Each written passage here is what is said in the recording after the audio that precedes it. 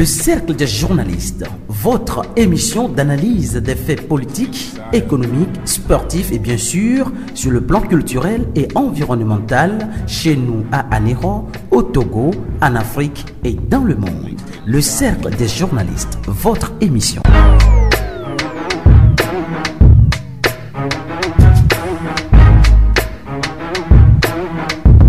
Mixtape Messiah.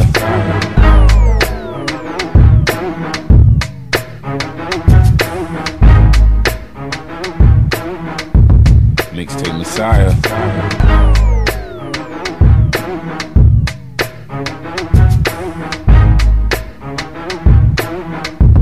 Mixtape Messiah.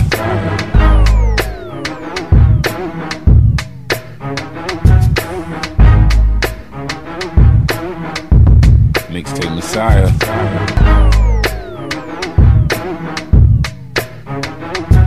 Bonsoir madame, bonsoir messieurs, c'est le Cercle des journalistes sur la radio-télévision Delta Santé, c'est le 39e numéro de l'année et dans cette émission, nous allons donc aller à l'hôpital psychiatrique de Zébé où les festivités de la 26e édition de la journée de la santé mentale se poursuivent en ce moment.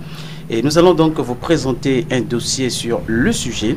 Ensuite, nous allons parler largement et longuement politique, mes enfants, l'insécurité également. À Dagué spécialement, eh bien, des voyous de grands chemins ont élu domicile là-bas pour troubler le sommeil des paisibles citoyens. Et puis, un en a trouvé la mort la semaine dernière. Nous allons également parler de l'éducation, l'effondrement d'un appartement de fortune qui sert de salle de classe dans la préfecture de Bamono à l'EPP Potémé. Nous allons aborder la politique et vous parler de ce qui s'est passé à la CENI et à l'Assemblée nationale hier pendant qu'on tentait ou on essayait d'élire les 8 membres de la CENI. Finalement, 3 ont été donc retenus pour l'instant et l'Assemblée nationale a décidé de renvoyer la prochaine session pour discuter et trouver du consensus autour de cette élection. Le recensement électoral, nous allons faire le point dans cette émission, la position de la C14 aussi par rapport au recensement électoral. Nous allons aborder plusieurs sujets dont le football. Claude Leroy va-t-il sauver le Togo, le football togolais? Quel est son bilan? Il y a une double confrontation pour la 3e journée et la 4e journée des éliminatoires de la Coupe d'Afrique des Nations Cameroun 2018. Maurice Kamto au Cameroun, juste au lendemain des élections, a déclaré qu'il a gagné. Il s'est tiré au but, il s'est marqué les pénaltys. Voilà, en gros, ce à quoi nous allons donc vous appeler, ou ce à quoi nous allons appeler les auditeurs à s'associer avec nous pour des discussions riches, des analyses riches. Et déjà, je vais souhaiter la bienvenue à Félix Anou de Savi. Bonsoir. Bonjour et bonsoir à toutes et à tous. Denis Gossou, bonsoir.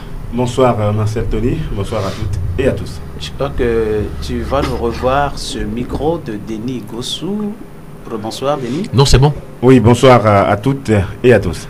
Yves Akusson, bonsoir. Bonsoir aux auditeurs et auditrices de la radio-télévision Delta Santé. Alors, on va souhaiter la bienvenue à Stan Chavi. Bonsoir Stan. Bonsoir Tony et bonsoir à toutes les fidèles auditrices et à tous les fidèles auditeurs. Justin est là, déjà en studio. Bonsoir Justin. Bonsoir Marcel. Bonsoir à tout le monde. Voilà, et nous allons ensemble parler santé mentale parce que avant tout dans ce studio, nous sommes tous des personnes malades mentales en circulation. Alors, potentiel, oui, potentiel surtout parce que pas tout de suite et maintenant. Mais c'est quelqu'un qui dit si on nous met à l'analyse et on nous fait un bilan tout de suite, on va trouver beaucoup de choses qui constituent des maladies handicapantes. Alors, on va écouter le reportage, le dossier que nous avons réalisé sur cette 26e journée internationale de la santé mentale, dont le thème retenu est les jeunes et la santé mentale et dans un monde en évolution. Voilà. Ce mercredi 10 octobre, le monde entier a célébré la journée internationale de la santé mentale. Le thème choisi par l'OMS, l'Organisation mondiale de la santé cette année, est « Les jeunes et la santé mentale dans un monde en évolution ». Commémoré en grande pompe à l'hôpital psychiatrique de Zébé à Anéro, Dr Salifou Saliou, commandant médecin-chef du dit hôpital, explique le choix de ce thème. Le thème que l'Organisation mondiale de la santé a retenu pour cette 26e journée de santé mentale est les jeunes et la santé mentale dans un monde en évolution. Pourquoi ce thème? Il y a plusieurs raisons. D'abord, nous tous nous savons que les jeunes sont les adultes de demain. S'ils sont bien mentalement, ils prendront de bonnes décisions pour eux-mêmes et pour leur communauté, et le monde ne peut que bien se porter. Une autre raison, c'est parce que les jeunes constituent une proportion importante de la population mondiale. Et si on fait un clin d'œil à l'Afrique, on verra que l'Afrique est le continent le plus jeune, car 70% de la population africaine a moins de 30 ans. Donc on peut aussi dire que l'OMS nous a fait un clin d'œil. L'OMS veut que nous, les Africains, que nous prenons mieux soin de nos jeunes. La dernière raison que je trouve, c'est que les jeunes, les adolescents, c'est quand même une période critique de la vie où ils ont des préoccupations d'ordre professionnel et matrimonial. C'est le moment où les gens sont souvent à la recherche d'emploi. Et nous savons dans notre monde d'aujourd'hui à quel point c'est parfois difficile de trouver un emploi. C'est aussi le moment où les gens cherchent à fonder une famille. Et quand nous voyons qu'ils sont au chômage, c'est difficile sans moyen de fonder une famille. Pratiquement près de 64% de la population jeune africaine est sans emploi et plus de 80% sont dépendants encore des adultes. C'est aussi une période où les gens ont des crises identitaires, surtout les adolescents. Quelles sont les causes de la maladie mentale? Docteur Salifou Saliou. Les causes de la maladie mentale, on peut noter effectivement la prise de substances psychoactives, c'est-à-dire les drogues. Dans les drogues, il y a l'alcool qui est très consommé dans nos milieux, le cannabis qui est très consommé aussi dans le milieu scolaire. Ces substances psychoactives vont donner diverses sortes de maladies chez les consommateurs. Et nous voyons aujourd'hui, avec l'effet des médias, les jeunes Africains voient ce qui se passe ailleurs, ils ont envie d'imiter. Et on peut voir par là l'arrivée de certains produits sur notre pays comme la chicha que les jeunes consomment.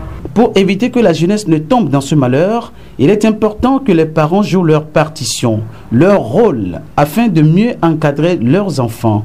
Docteur Salifou Saliou. Le conseil que je peux donner aux parents, c'est d'être assez présents dans la vie de leurs enfants et de détecter rapidement parmi les enfants ceux qui ont des vulnérabilités et de demander un accompagnement pour ces enfants. Mais être aussi présent pour compléter éventuellement ce que l'éducation ne donne pas. À l'école, les familles doivent être capables de le compléter.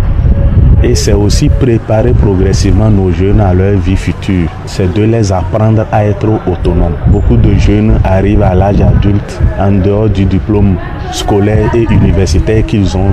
Ils ne savent rien faire.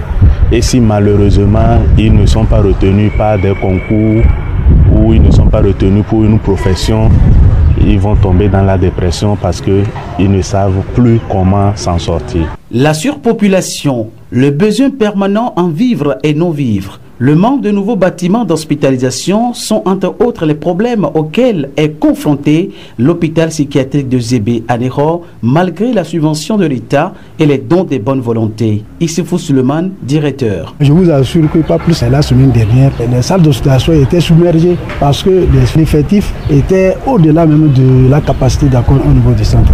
Donc à ce jour, sincèrement, on a besoin des infrastructures pour être à la hauteur de la demande par rapport à la santé mentale. De plus, l'hôpital a un certain nombre de projets. Quand on prenait même notre centre de culture des jeunes qui est en construction là-bas, bien sûr, on a eu des domaines par rapport à l'entremise des autorités locales, mais le financement public a commencé la construction. Aujourd'hui, on a la société Move qui est en train de nous aider à finir ce bâtiment. De l'autre côté, vous allez voir un autre bâtiment qui est en érection. Ça aussi, c'est par l'entremise de la BOAD. Donc, c'est compte tenu de ces plaidoyers, on essaie de faire aussi bien au niveau de l'État que nos partenaires qu'on arrive à obtenir toutes ces choses-là. Donc, au-delà de tout, comme vous le constatez ici, c'est la consommation de l'alimentation. L'alimentation, nuit et jour, on prépare pour les patients, mais du moins, s'il y a quelques bonnes volontés qui viennent nous appuyer, l'histoire de faire manger aux patients, d'autres amènent même non-vivre. Et tout ça, là, ça contribue à la prise en charge de nos patients. autre chose, c'est un produit pharmaceutique. Quand vous prenez ce qu'on met dans le vocable d'indigent, parce que l'hôpital peut regorger ces catégories de personnes. Les gens comprennent sur la voie publique, ainsi de suite. Mais ces personnes sont internées à l'hôpital puisque c'est un centre de référence nationale et ce centre-là joue un rôle social. Mais quand ces personnes-là sont internées dans ce sens, les médicaments, c'est à vous. Puisque pour suivre le protocole thérapeutique des praticiens ou des techniciens, vous mettez ces petits produits-là à la disposition de tous les patients pour éviter une rupture en termes de traitement. Donc voilà, au niveau des médicaments, sincèrement, on a ce problème. Bien sûr que sincèrement, il faut ça parce que l'État vraiment nous subventionne et que cette subvention-là a évolué dans l'État. Mais tout compte fait, on remercie le gouvernement pour ses efforts, mais on voudrait mieux que ces subventions-là soient aussi revues à la hausse, histoire de nous accompagner davantage. Il faut signaler que la célébration a démarré depuis lundi et a été marquée par des prières musulmanes, culte catholique, des jeux d'hiver dont le football, chants et danses ont meublé les activités. Voilà, nous avons suivi le dossier, mais Félix Anoumou de Savi, je sais que tu accompagnes souvent des bonnes volontés qui font don de vivre et non vivre à l'hôpital psychiatrique de Zébé. Mais le médecin commandant, qui est en même temps un médecin spécialisé dans la psychologie, ou psychologue, c'est un psychologue, médecin traitant, mais qui dit quelque part que le manque d'emploi, lorsqu'on a tel âge d'avoir un emploi, qu'on a un diplôme universitaire ou scolaire, et le fait également d'avoir atteint cet âge-là et de vouloir fonder un foyer par manque de moyens, on n'a pas ce foyer-là, et ensuite 80% des jeunes africains dépendent encore de leurs parents, et c'est source de dépression. Comment vous trouvez cette affirmation? Merci, moi je crois que c'est quand même clairement dit, c'est clairement dit, c'est une réalité. C'est une réalité dans laquelle nous vivons tous les jours ici au Togo. Et moi je crois que il y a même au-delà de ce que le médecin a dit, ces réalités communes font que des gens ont tellement de soucis. Il y a un élément important, c'est l'augmentation des cas de tension artérielle. Et ça aussi fait éclater les vaisseaux dans le cerveau. Et les gens sont tellement énervés que ça éclate. Et ça crée des dommages qui deviennent des maladies mentales. Et j'aimerais revenir sur le cas de la consommation des produits stupéfiants. Oui, on va être bref pour chacun doit parler. On doit faire 6 minutes sur ce dossier et puis c'est bon d'accord, comme je n'ai déjà évoqué les grandes lignes, je crois que les confrères ici autour de la table pourraient ajouter et pour que ça puisse tenir dans les 6 minutes que vous avez dit. Oui, parlant de la consommation de la drogue, ça se passe également dans des établissements scolaires? Oui, c'est ce cas que j'aimerais revenir parce que je n'aimerais pas citer des écoles, mais j'ai des écoles, j'avais des élèves que je l'ai retrouvés par hasard là en allant distribuer des dons avec Amnesty International Togo. Je me suis retrouvé avec un élève et je me suis dit mais qu'est-ce qui s'est passé? Et bizarrement c'est un élève qui a consommé de la drogue. Et puis ça lui a monté à la tête et puis il s'est retrouvé là-bas. Il y a plusieurs cas ainsi. Il y a même des cas d'élèves qui à la veille des examens craquent parce que ils consomment comment on appelle ça, du café fort. Ils font ça pour veiller et puis suite à cela ils craquent, ils se retrouvent là-bas. Et enfin il y a le cas des jeunes gens qui sont au niveau de la vie d'Adéro, qui consomment, comment on appelle ça, le chanvre indien. Le chanvre indien, actuellement, c'est comme un amusement, un amusement pour les jeunes. Il est emballé partout et puis il est vendu comme ça. Et c'est vendu comme du petit pain. Dans tous les coins de rue, vous voyez les jeunes la nuit tombée qui fument. Et merci beaucoup. Des fois qui craquent. Voilà, Denis Gossou, décidément, ce n'est pas seulement la drogue, comme le dit le médecin-chef, comme l'a réaffirmé tout à l'heure Phil de Savi, ce n'est pas seulement aujourd'hui la drogue qui est source de maladie mentale. Il y a le boulot. Oui, il y a l'emploi. Il y a l'emploi. Le chômage, en fait. Ce n'est pas l'emploi, mais le chômage. Vous le savez, vous l'avez dit au début, nous sommes tous des malades mentaux en sursis. Voilà. Donc, nul ne peut le souhaiter. Mais il arrive que des situations de la vie, volontairement ou involontairement, qu'on tombe dans ce cas-là. Et donc, ce qui est grave, mais la plupart des temps, il y a des campagnes de sensibilisation. Quand je veux revenir, par exemple, par rapport à ce que Félix a dit, aujourd'hui, c'est devenu vraiment de l'amusement. Il y a des élèves qui apportent ça en classe et qui s'entraînent et qui entraînent les uns les autres à l'utilisation de ces drogues-là. Et cette jeunesse, vraiment, c'est une jeunesse sans repère et qui croit qu'on peut s'amuser avec tout. C'est une jeunesse qui n'a pas de vision et qui croit que tout est possible. Donc aujourd'hui, on a la force, on se croit jeune, dynamique et puis tout est permis. Mais au final, c'est ce qui va arriver. Donc, ce que moi je voudrais dire pour revenir par rapport à votre question, c'est qu'il faudrait que les gouvernants puissent trouver des solutions.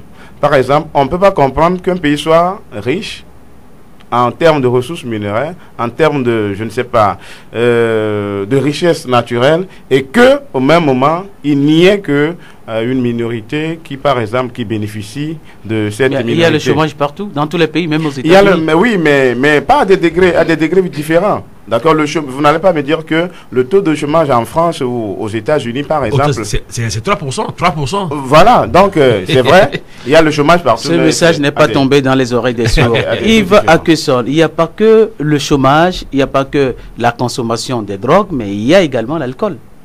Bien sûr qu'il y a l'alcool, mais c'est pas cité totalement dans les drogues. Cette fois-ci, nous croyons que c'est les drogues très fortes comme les hashish, brown. L'alcool aussi. L'alcool aussi, ça, des fois, ça fait craquer des fois parce que les problèmes ont été exposés. À l'alcool. Voilà, ont été exposés par nos confrères. C'est le chômage parce qui fait de sorte. On dit les jeunes de la maladie mentale. Il y a beaucoup d'inégalités dans notre pays ici. Si on crée l'université, c'est l'orientation. Et dans nos universités, lorsque les gens sortent, ils ne savent pas à quel sein se vouer. Donc, il y a beaucoup de problèmes. Et de surcroît... Ce que disait le médecin, donc tu partages. Il dit que quand nos enfants vont à l'école, il faut que pendant les vacances, on leur demande, va chez le mécanicien, je te demande de rester là-bas 1 mois. Et tu vois le mécanicien, s'il faut payer quelque chose, tu payes, et que l'enfant apprenne déjà la mécanique pendant les vacances. Et le médecin dit qu'on enseigne.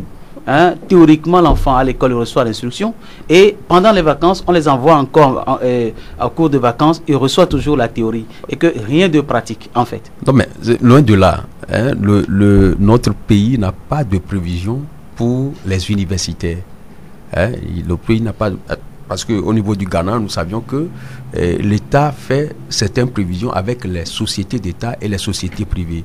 Eh bien, ils demandent des gens pour on le fait déjà au Togo. Mais les gens pour demain. Je vais te donner un exemple. Voilà. Il y a Togo Cellulaire qui va souvent renforcer donc, le matériel de l'INSI. Et généralement... Non, je sais qu'on ne se comprend pas.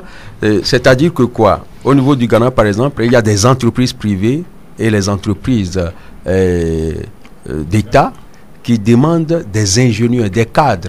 C'est ce que je disais. Voilà, des cadres qui sont tellement bien formés au niveau de l'université. Et on les trace sur cette demande d'emploi. C'est comme si vous sortez, c'est sans chômage. L'entreprise dit, je veux des ingénieurs en informatique, je veux 5 ou 6. Voilà. Celui-ci dit, je veux des biologistes dans telle usine, je veux 3 ou 4. La fois dernière, au niveau du Ghana, on nous a montré à la télévision ghanéenne que l'université du Ghana a signé des accords avec les ingénieurs et les entreprises offshore. Vous me suivez? Et les entreprises offshore du Canada et de l'Australie. Et l'Australie demande plus de 250 soudeurs au niveau de leur État. Et c'est officiel. c'est l'État ghanéen qui envoie des ingénieurs en métallurgie au niveau de ces États. Donc, le Togo ne fait pas ses management et ses marketing au niveau de nos universités. C'est pour cela, si les gens sortent... Ouais, nous sommes dans la santé mentale. Voilà. Revenons dans la santé mentale. La santé mentale, qu'est-ce qui se passe? Moi, j'ai fait les mêmes études avec quelqu'un, par exemple, et on me dit demain que celui-là, il a trouvé du travail, et je suis plus excellent que l'autre-là. On me dit des fois que c'est parce que celui-là a un parent, des bras longs, qui est peut-être le médecin-chef l'a dit, hein, dans un parti quand politique on va en concours, peut-être qu'il y a un ami, donc automatiquement vous venez à la maison, le gars est bien huppé, il est dans sa voiture, lorsque vous voyez cela, c'est comme si vous avez fait vous êtes malade. Vous êtes malade. Donc il y a beaucoup de facteurs qui concourent à cela. Donc nous devons dire que la santé mentale, c'est pour tout un chacun, on peut l'avoir à tout moment, mais il y a des facteurs qui contribuent à cela maintenant au Togo. Merci. Il y a Stan Tchevi, un aspect que les gens oublient de relever, par exemple les accidents de la route. Des fois, il arrive qu'au cours des accidents, vous ayez des traumatismes crâniens qui débouchent également sur la dépression, sur la maladie mentale. Oui, évidemment, Tony, il faut reconnaître que les accidents de la route sont également, disons, des causes des maladies mentales. Et c'est pourquoi il est important, puisque vous avez toujours l'habitude de le dire ici dans ce studio, puisque quand je suis vos émissions, vous avez toujours l'habitude de faire ce rappel-là à toute la population, de savoir quand même conduire, d'être prudent dans la circulation, sinon il le faut, puisque beaucoup ne maîtrisent pas quand même, disons, ce que un accident peut produire. Donc voilà, il faut souligner que les accidents sont également, disons, les causes des maladies mentales. Mais il faut également dire que la perte d'un être très cher, puisque peut-être vous avez quelqu'un qui vous est cher, son décès, un peu, si on n'arrive pas à se maîtriser, voilà, on peut finir par être malade mentalement. Donc des divorces aussi, puisque vous êtes avec votre conjoint et subitement un problème naît, et puis plus bagage. Donc si l'autre ne se maîtrise pas, je crois que de tels... Donc si mentalement vous n'êtes pas fort, oui, mentalement, vous allez craquer. Oui, voilà, on peut devenir un malade. Il n'y a pas que le chômage, il n'y a pas que la drogue, il y a beaucoup de trucs qui peuvent amener à la dépression, à la maladie mentale. Alors, je ne sais pas, cher confrère Justin Nani, tout le monde passe devant l'hôpital psychiatrique de Zébé tous les jours, mais quand vous voyez les conditions dans lesquelles les pensionnaires vivent, c'est vrai qu'on fait beaucoup d'efforts, mais il manque toujours. Et comme on le dit aujourd'hui, il n'y a pas que le chômage, il n'y a pas que les accidents de la route, mais il y a également des problèmes de la vie comme la dislocation d'un foyer qui peut vous amener véritablement à l'hôpital psychiatrique. Tout à fait. Je pense que les confrères ont pratiquement tout dit au sujet de ce dossier-là. Mais sauf qu'au niveau de l'organisation interne, je veux parler même de l'administration, je veux parler même des pouvoirs publics. Qu'est-ce qu'ils essayent d'apporter un tant soit peu pour éradiquer ce phénomène. Et à mon sens, je ne vois pas grand-chose. Ce matin, j'ai discuté avec un agent de cet hôpital psychiatrique de Zébé qui me dit, Tony, j'ai été affecté il y a plusieurs années quand moi, je n'ai pas atteint ce niveau intellectuel, un Togolais qui est rentré de l'Europe, je crois qu'on en avait parlé dans cette émission, qui a vécu, donc au cours de son cursus scolaire, un problème, et il a comme ça été affecté par la dépression. Dieu merci, il dit qu'il a été donc guéri, il a été réinséré, il est reparti en Europe. Voilà, donc ça arrive à tout le monde. Hein. Oui, la dépression mentale, ça peut arriver. Et c'était un médecin. Oui, ça peut arriver à tout moment. Donc il y a plusieurs facteurs, il y a plusieurs éléments qui l'expliquent, comme les uns et les autres l'ont dit. Maintenant, il revient à nous, donc qui sommes les concitoyens, les habitants, qui semblent être en bonne santé, de voir dans quelle mesure on peut continuer par vivre. Donc un temps soit peu ou maintenir cette santé.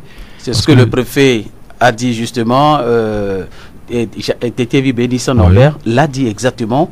N'allons pas nous-mêmes provoquer la maladie pour qu'elle nous vienne, parce que nous disons, on prend l'alcool, on prend la cigarette, on prend la drogue, on fait un peu de tout pour vraiment, parce que vous prenez la drogue qui vous crée la maladie mentale, cette drogue ou bien cet alcool va vous amener aussi à l'accident de la route dont tu as parlé tout à l'heure. Il y a aussi l'ignorance pour la plupart du temps.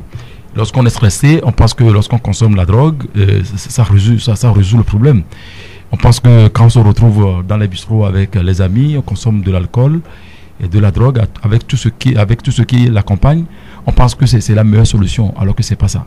Donc il revient, je pense que c'est une question maintenant de sensibilisation et qui engage, qui concerne les pouvoirs publics dans ce sens, à ce qu'on puisse quand même ramener les uns et les autres à la raison, pour éviter cette maladie. C'est curieux, moi qui voulais consacrer 6 minutes à cet élément, nous sommes déjà à 26 minutes. À ta folie, bonne arrivée, bonsoir. Oui, bonsoir. Alors, le licenciement dans une entreprise peut conduire aussi à la dépression, à la maladie mentale? On dirait tu lis dans mes pensées. Ah bon? Absolument. Voilà. Oui, j'allais aborder cet aspect de la chose. C'est télépathique alors. Tout à fait. Oui, le licenciement, vous êtes sans savoir qu'aujourd'hui, il y a de cela quelques années, des grosses sociétés de ce pays, des grandes entreprises, industries, et publiques et parapubliques également, et des fois même privées, ont abusivement licencié les travailleurs, sans dédommagement d'ailleurs. Donc, je prends même l'exemple de la CNPT. Jusqu'à présent, je lisais dans ta mémoire. Ceux-là qui sont renvoyés, les travailleurs licenciés plutôt, réclament toujours leurs droits, mais rien ne se fait jusqu'à présent. Vous voyez, subitement, vous travaillez subitement, on vous dit, on ne vous appelle même pas pour vous préparer d'abord. En Occident, par exemple, avant ce licenciement, avant de vous donner ce congé, ce que nous appelons congé technique d'ailleurs, il y a un travail. Un psychologue qui est là, un psychiatre qui est là, qui vous travaille d'abord, Et l'autorité aussi annonce l'information. De quelle manière l'autorité l'annonce-t-elle? C'est ça le souci aujourd'hui chez nous au Togo. Je prends toujours l'exemple de la CNPT. Vous savez dans quelles conditions ces employés-là ont été licenciés? On les avait reçus ici, ils l'ont dit, c'est nuitamment. Nuitamment. Alors, lorsqu'on vous licencie nuitamment, imaginez le traumatisme. Imaginez sur l'instant. D'un seul coup, le monsieur toute la famille. Il est venu le lendemain, on a dit, il y a une fiche qui est collée, et on a licencié beaucoup de gens, allez voir. Il est allé, il a trouvé son nom, il a lu. En proposition. Ce n'est pas normal. Oui, ça aussi peut complètement induire quelqu'un, conduire un individu à la dépression, surtout à la dépression mentale. Merci, cher confrère. Si tu le permets également, de l'autre côté, même ceux qui sont là, les travailleurs, qui sont mal payés, arrivent facilement à ces dépressions-là, aux troubles mentaux. Lorsque vous êtes mal payé et qu'à côté, Yves venait de le dire, vous avez les mêmes diplômes, vous êtes dans une même entreprise et vous trouvez que parce que votre tête ne plaît pas à ce directeur-là, ou bien la manière dont l'autre est recruté n'est pas une bonne manière et vous êtes mal payé et c'est vous qui travaillez le plus, vous allez automatiquement tomber dans la démence sans le savoir un beau matin. Oui, donc, et toutes ces conditions réunies, voyons que nous sommes, entre nous, des malades mentaux. Merci, moi je pensais que tu allais dire mal payé, ton enfant tombe malade, ta femme tombe malade, tu es tombé malade, tu ne peux pas te soigner, alors ça prend la tête rapidement. Tout ceci amène cela. Merci beaucoup. Yves Akesson, que se passe-t-il à Dagué? Trop d'insécurité, pendant qu'on veut aller à des recensements, tout et tout, l'insécurité plane à Dagué la semaine dernière, des voyous sont allés là-bas, mais armés, et ont tenté donc de voler presque plusieurs personnes dans différentes maisons. Ils ont fini par tuer un certain Okansé et dans la nuit de mardi à ce mercredi matin, ils sont encore retournés à Dagué, ils ont opéré. Dans leur fuite, ils ont abandonné une arme que les enfants ont ramassée ce matin. Vous savez, l'insécurité au Togo, ce n'est plus un secret pour personne. Tout d'abord, le pays est laissé à tout le monde. Des fois, c'est une histoire que je peux vous conter tout à l'heure. Il y a un grand frère qui a été cambriolé. Lorsqu'ils ont appelé la police, à notre grande surprise, lorsqu'ils sont entrés, celui qui opérait s'est mis au garde à vous. Qu'est-ce qui s'est passé? C'est très dangereux. Hein. Je ne comprends pas. C'est un rire. C'est très dangereux ce que je vous dis. Et puis tout le monde était étonné. Et heureusement que ça a été, je sais comment dire, ça a été, s'il faut le dire, éradiqué. L'hémorragie a été arrêtée. Et puis les gens sont sortis comme ça. Les gens s'imaginent à beaucoup de choses que je ne vais pas dire aussi.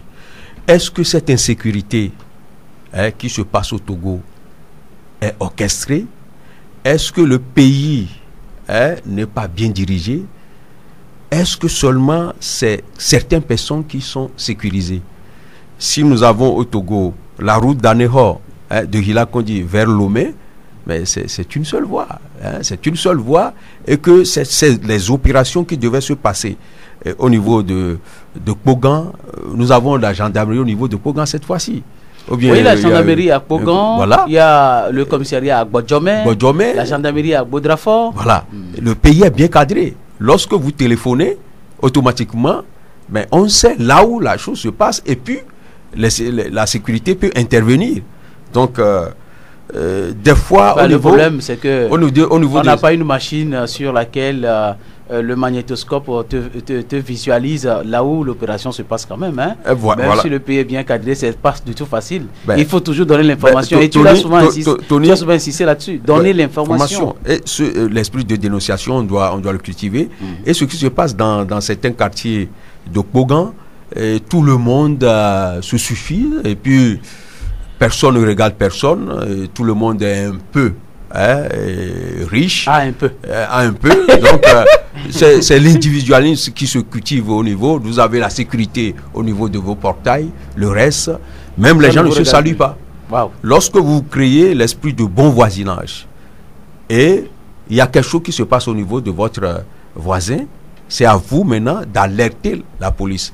Et dans des quartiers maintenant, les gens doivent s'organiser, soit en scout, soit les CDQ doivent faire l'auto-sécurité, s'il faut le dire. Ce genre de choses-là peut décourager ces voleurs. Yves Akesson. Donc, Yves Philippe de Savie, on va souhaiter tout simplement du courage et beaucoup de prudence, de vigilance à la population de Dagué. Mais est-ce qu'on peut créer sciemment l'insécurité, Philippe de Savie? Eh bien, moi, je crois que ce n'est pas de l'insécurité, c'est du banditisme organisé. Et pourquoi Dagué? Voyez-vous, Dagué est à mi-chemin entre deux gendarmeries ou deux postes de contrôle de sécurité. Quand il y a un problème à Dagué, le temps que la police ou la gendarmerie viennent de Agbo-Renfort. Il y a la police à Agbo-Djomé. Agbo-Djomé n'est pas du tout loin de Dagué. Oui. Ils sont presque collés. Voilà. Sinon collés. Et comment? Le temps que la police parte de là pour venir au poste ou à l'endroit où se déroule l'opération, ils sont déjà partis. Secondo, nous ne savons pas vraiment, nous n'avons pas nos villes, disons, quadrillées avec adressées. C'est-à-dire, il n'y a pas les routes adressées bien pour dire, police, écoutez, je suis sur la voie et Tony, là, il faut dire Tony là. Bon. La voie Tony est la maison numéro 15. Voilà. Voie Tony, voisin numéro 15, et je suis attaqué. Ainsi, les forces de sécurité viendraient directement dans ta maison. Maintenant, on dit, écoutez, je suis au niveau de Dagué. Quand vous prenez la route tout droit là, et vous passez par la gauche, deuxième voie. Maintenant, vous allez tout droit. Vous prenez par la droite. Vous allez voir là, un bâtiment à étage là. Vous le contournez. C'est ça qui. Ça crée justement des problèmes au fond de l'ordre de sécurité. Il faut agir, pour intervenir rapidement. Donc, il y a cet élément là. Et le dernier élément sur lequel j'aimerais revenir, c'est que souvent, si ça se passe ainsi, il faut savoir que les bandits ne sont pas loin. Ils sont toujours dans une villa, comme Yves l'a dit. Chacun vit dans chacun, comme disent les Ivoiriens. Oui, chacun vit dans son chacun. Dans son chacun. Voilà.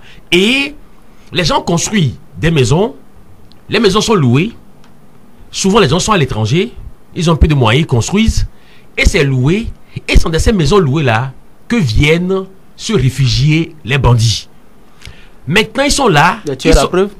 Non, mais j'ai dit très souvent. Tu as enquêté. Non, mais très souvent, c'est comme ça. On a vu les cas. Félix de Savie était un agent de renseignement. Non, quand même. Moi, je travaille. Ah bon, d'accord. Ok, c'est bon. Alors, de jeunes. Alors, ils sont là. Puis, et ils sont. Ils planifient. Ils se cachent tellement qu'on ne peut pas soupçonner que des voleurs puissent aller se réfugier dans ces genres de maisons. Non, mais ce sont des gens qui s'habillent normalement. Ah, ok. Qui sortent avec leur. Ce ne sont pas des va-nu-pieds. Voilà, tu ne peux pas les soupçonner. Donc, ils ont leur véhicule, ils sortent normalement, ils rentrent, il faut les rendre. Vous allez penser que c'est quelqu'un de bien, alors que ce sont des brigands. On a vu ce cas-là dans beaucoup de quartiers. Et quand ils fuient, ils s'enfuient, le temps que vous puissiez les dénoncer, que les gens viennent au secours, ils tournent, ils rentrent dans leur maison, qui sont peut-être mitoyennes à la vôtre. C'est comme ça que cela marche. D'où, alors, il faut vraiment que la collaboration entre les gens du quartier puisse vraiment se faire.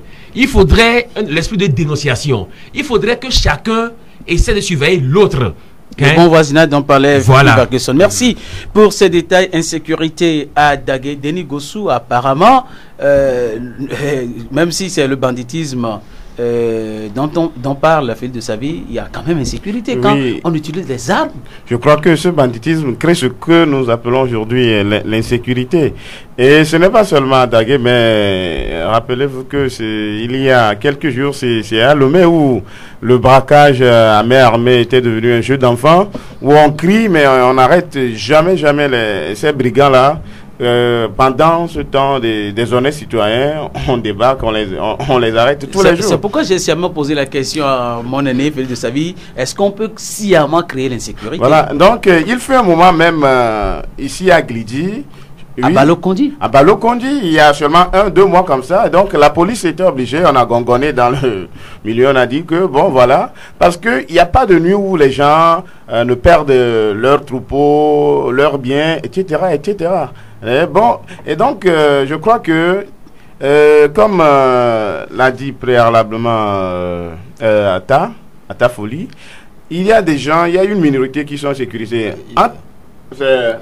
Ok, il y a une minorité qui est bien sécurisée parce que, vous savez, il y a un gendarme qui est nouvellement affecté dans le milieu et à qui qu'on est parti voler, on a pris télé, matelas, tout ça là. Mais dites-vous que le lendemain, ses collègues ont tout fait pour retrouver tout. Ah bon? Pendant tout ce temps, pendant des mois, dans ce même quartier, on volait des gens. Aucun objet n'a été retrouvé. Mais c'est quand même curieux que cette fois-ci, quand c'était un de leurs, ils ont tout fait pour retrouver tous les mains. Et le gars était arrêté. Je reconduis ma question à ta folie. Est-ce qu'on peut créer sciemment l'insécurité? Merci Tony. Avec l'anecdote du confrère Denis Gossou, c'est tout à fait clair d'une part. Puisque aujourd'hui, nous avons un ministre chargé de la protection civile et de la sécurité, je crois. Un général. Un général, oui, le général Yag Damran. Mais il fait du bon boulot. J'allais dire, il fait son boulot, son job. Mais il en reste encore.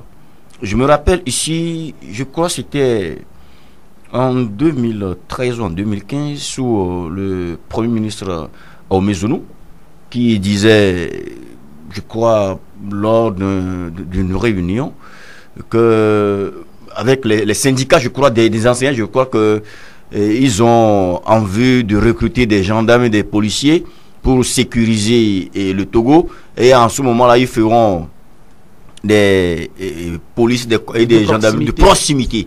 Voilà, moi, je me dis jusqu'à présent, je crois que c'était en 2015, si j'ai bonne mémoire. Même bien avant. Ok, bon, jusqu'à présent, nous n'avons jamais cette gendarmerie ni cette police de proximité. Moi, j'entends pas police ou gendarmerie de proximité, des gendarmes et des policiers dans chaque préfecture.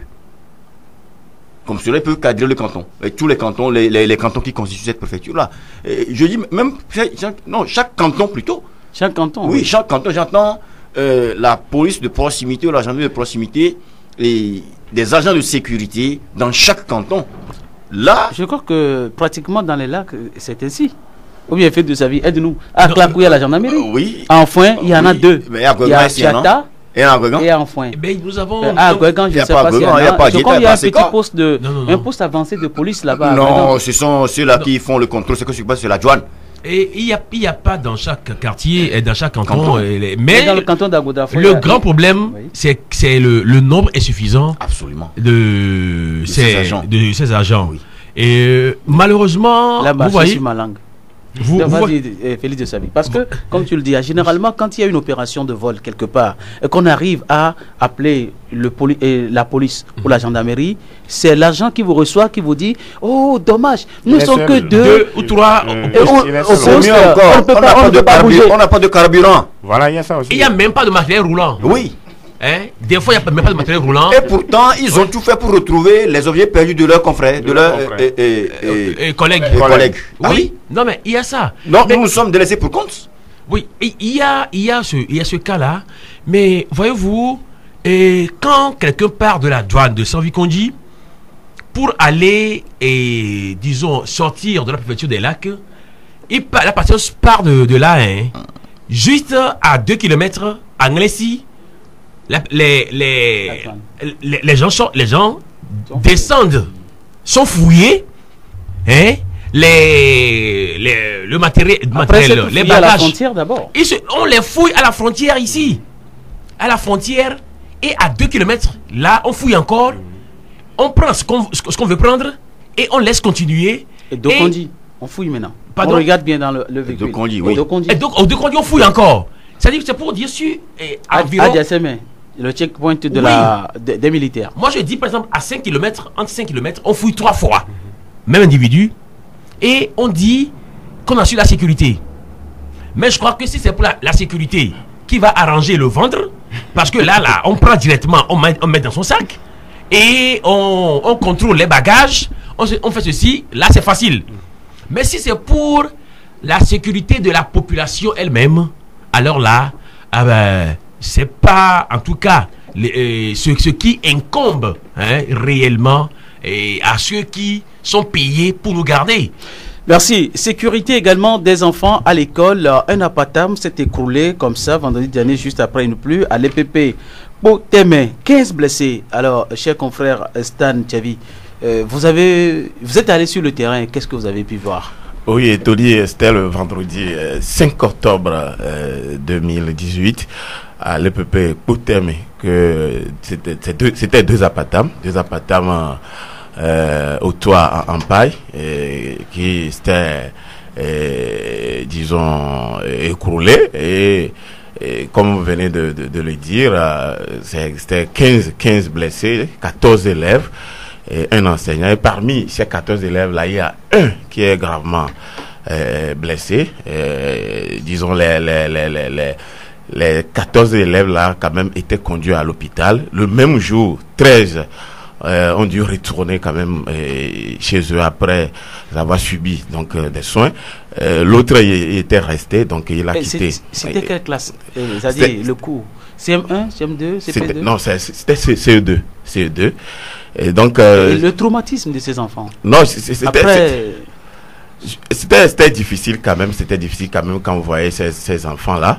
Et vraiment, la population était quand même ébahie et les gens se demandaient comment la patam s'était écoulée, si bien que les poteaux étaient solides, mais compte tenu de la forme du sol, sinon c'est un sol hydromorphe qui a quand même pu, disons, contenir de l'eau. C'était suite à un excès d'eau que les poteaux ont cédé. Sinon, les poteaux étaient solides. Sinon, ces poteaux ont été quand même renforcés à la rentrée.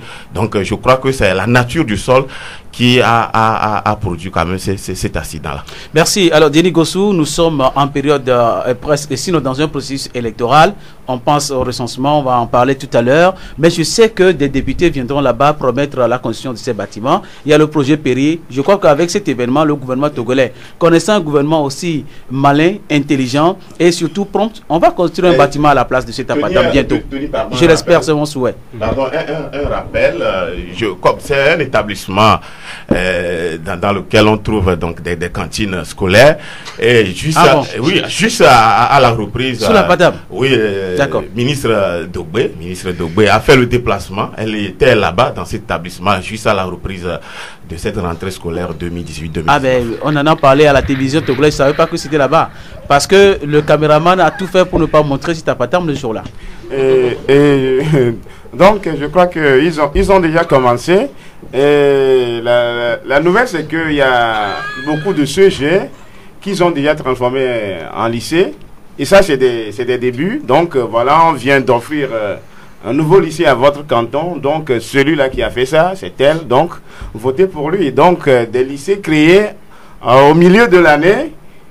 On ne sait pas qui va s'inscrire là-bas. Si ce ne sont pas des, je sais pas, des chefs. Il y a un manque d'enseignants et il y a un manque criard d'enseignants et au sujet et dans les lycées, et au même moment on crée des lycées. Et ben, s'il veut des enseignants, moi j'en ai à leur offrir. Hein. J'ai Stan, j'ai Denis, j'ai Atta, j'ai Félix.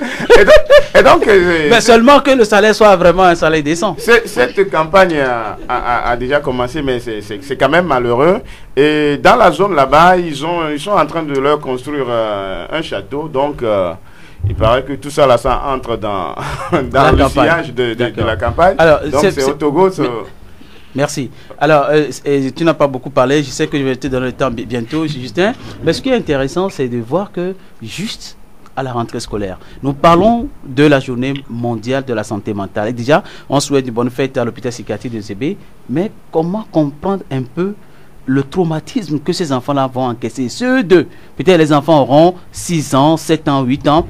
Et dans un pays normal, Yves, excuse-moi, j'emprunte ton mot, on aurait pu envoyer des psychologues de l'hôpital psychiatrique ici, ou bien de l'hôpital Adido, pour aller s'entretenir avec ces enfants-là et les ramener progressivement à la vie normale. Ben, c'est fini, basta. Ce que l'Africain, il est dur de tête, il est solide, et il est courageux, donc ça passe. Il s'adapte. Alors il y a des enfants parmi eux qui seront très sensibles à ce qui s'est passé. Bon, je pense que ce qui se passe au Togo, ça semble un peu amusant, mais je dirais que c'est la gouvernance criminelle. Parce que vous ne pouvez pas imaginer ce que vous venez de décrire par rapport à l'état de cet établissement scolaire, et que c'est dans cet établissement scolaire où on retrouve la cantine, la fameuse cantine scolaire, et qu'au beau milieu de l'année, c'est là où on inaugure peut-être un lycée, et voilà, sans pourtant étudier donc la nature géologique même du sol, on construit, et voilà, la pluie, c'est l'effondrement. Dieu merci qu'aujourd'hui, on ne crie pas trop au scandale. Mais beaucoup ne disent pas la vérité, que j'ai aperçu dans les photographies que nous avons reçues un bâtiment flambant neuf quand même, hein, à côté de la Patam tout de même, mais dans la même école. Non, donc certains ont la chance d'être dans le bâtiment neuf et d'autres malheureusement sont sous la Patam. Et ce qu'on décrit là, c'est pas seulement dans ce village. C'est partout au Togo. Vous sillonnez le territoire, vous n'allez pas vous rendre compte. Vous allez voir des établissements scolaires construits avec, je sais pas, de bambou, je sais pas, mais c'est pas là où on fait la campagne. Et à ce 21e siècle, maintenant, il y a lieu de se poser beaucoup de questions. Mais il y a le gouvernement qui a fait quelque chose de très intéressant. Pendant longtemps, dans cette émission, le cercle des journalistes, nous avons crié l'installation, la création d'une école qui a plus de 15 ans, toujours en Apata, au bord de la route, à l'entrée de la ville de Motien, où on vend aujourd'hui les ignames. Oui. On a crié, vous savez ce qui s'est passé? Non. On a tout simplement délocalisé l'école. On a délocalisé les apatam. Ah. Et l'école s'est retrouvée au fond, dans la brousse, délocalisé. C'est trop visible. Non, je dis que c'est criminel, quoi. C'est criminel. Et je discutais avec un Ghanéen la fois dernière, il me disait ceci, que d'ici 10 ans, on ne va plus parler de village au Ghana. C'est-à-dire qu'en matière de développement des infrastructures, hôtelière, scolaire, comment on l'appelle, éducative, médicale, un peu enfin, de tout ce que cela engrange en matière de développement, le Ghana aujourd'hui en possède. Ça fait que même lorsque vous allez dans les contrées les plus reculées du Ghana, vous allez vous interroger si c'est un village ou c'est une ville. Alors que malheureusement chez nous, je me rappelle encore, je me suis rendu dans le nord, à Dapaon, dans la localité de Nano, vous ne pouvez pas imaginer. Nano, c'est très loin. Ouais, vous ne pouvez pas imaginer. Et à un moment donné, mais j'ai dû pleurer. Parce que quand vous voyez l'état dans lequel les élèves étudient là-bas, les enseignants... c'est dans la savane? Dans la savane. Nous avons de grands milices milliardaires issus de la savane, non? Mais je dis que ce qui se passe au Togo, c'est la gouvernance criminelle. Ça, je le dis, je le répète. Mais il y a une action que moi j'ai souvent saluée, Félix et Yves Arkeson. C'est le deuxième vice-président de l'Assemblée nationale. C'est un monsieur, il est de Tandouar, non pas Tandouaré, Pendjal. Ouais. Et chaque fois, il amène l'Union européenne. Parfois, c'est l'ambassade d'Allemagne à qui il demande, vous suivez sur la télévision nationale, à qui il demande, aidez-moi. Construisez des écoles dans mon village. Il n'y a que des appartements. Et on filme. Aidez-moi. Construisez ici, pour moi, des forages. Et je crois que si tous les cadres de cette zone-là, oubliés, mais où on envoie beaucoup de projets, mais ces projets ne donnent absolument rien. Non, attention, je ne vous coupe pas. Mais j'estime que le débat n'est pas à ce niveau. Parce qu'en matière de gouvernance, en matière de développement, c'est le rôle régalien revient à l'État. Oui. Donc il n'y a pas question de dire que c'est parce que celui dont vous parlez dont vous parlez fait partie d'une formation politique qui aujourd'hui est aux affaires, dont l'obligation première est d'apporter donc le développement dans ces localités. Mais si l'État n'arrive pas à le faire, et dans ces localités, vous venez de le dire, il y a des multimilliardaires qui viennent là. Vous prenez le cas de M. Bagnan, mais vous savez cette personnalité qui est Bagnan. Mais vous ne pouvez pas imaginer aller dans le village de M. Bagnan, vous allez vous interroger. C'est autant d'éléments qui sont c'est pas des incongruités, moi je les appelle. Merci pour les détails.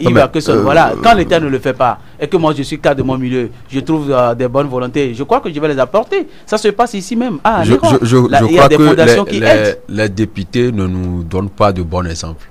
Est-ce que tous les Togolais doivent demander avant de recevoir? Est-ce que nous ne sommes pas capables de planifier le développement, surtout éducatif de notre nation? Vous saviez, lorsque nous n'avons pas l'éducation solide, lorsque nous ne construisons pas l'intelligence à partir d'une base solide, donc je crois que ce que nous allons produire, c'est des malades, comme l'hôpital psychiatrique doit être élargi pour accueillir beaucoup de personnes. C'est-à-dire que quoi? Ça fait pitié des fois qu'un député, lui qui devait planifier le développement avec les cadres du milieu, demande seulement... Non, on dit souvent le député, il est élu pour légiférer.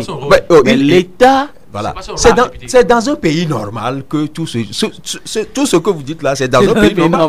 Voilà, c'est dans un pays normal que ça se passe. Lorsqu'un député, lui-même, il se présente comme moi je suis venu, je vais vous construire. C'est ça ce qu'il a dit pendant les campagnes. Après les campagnes, il devait exécuter cela.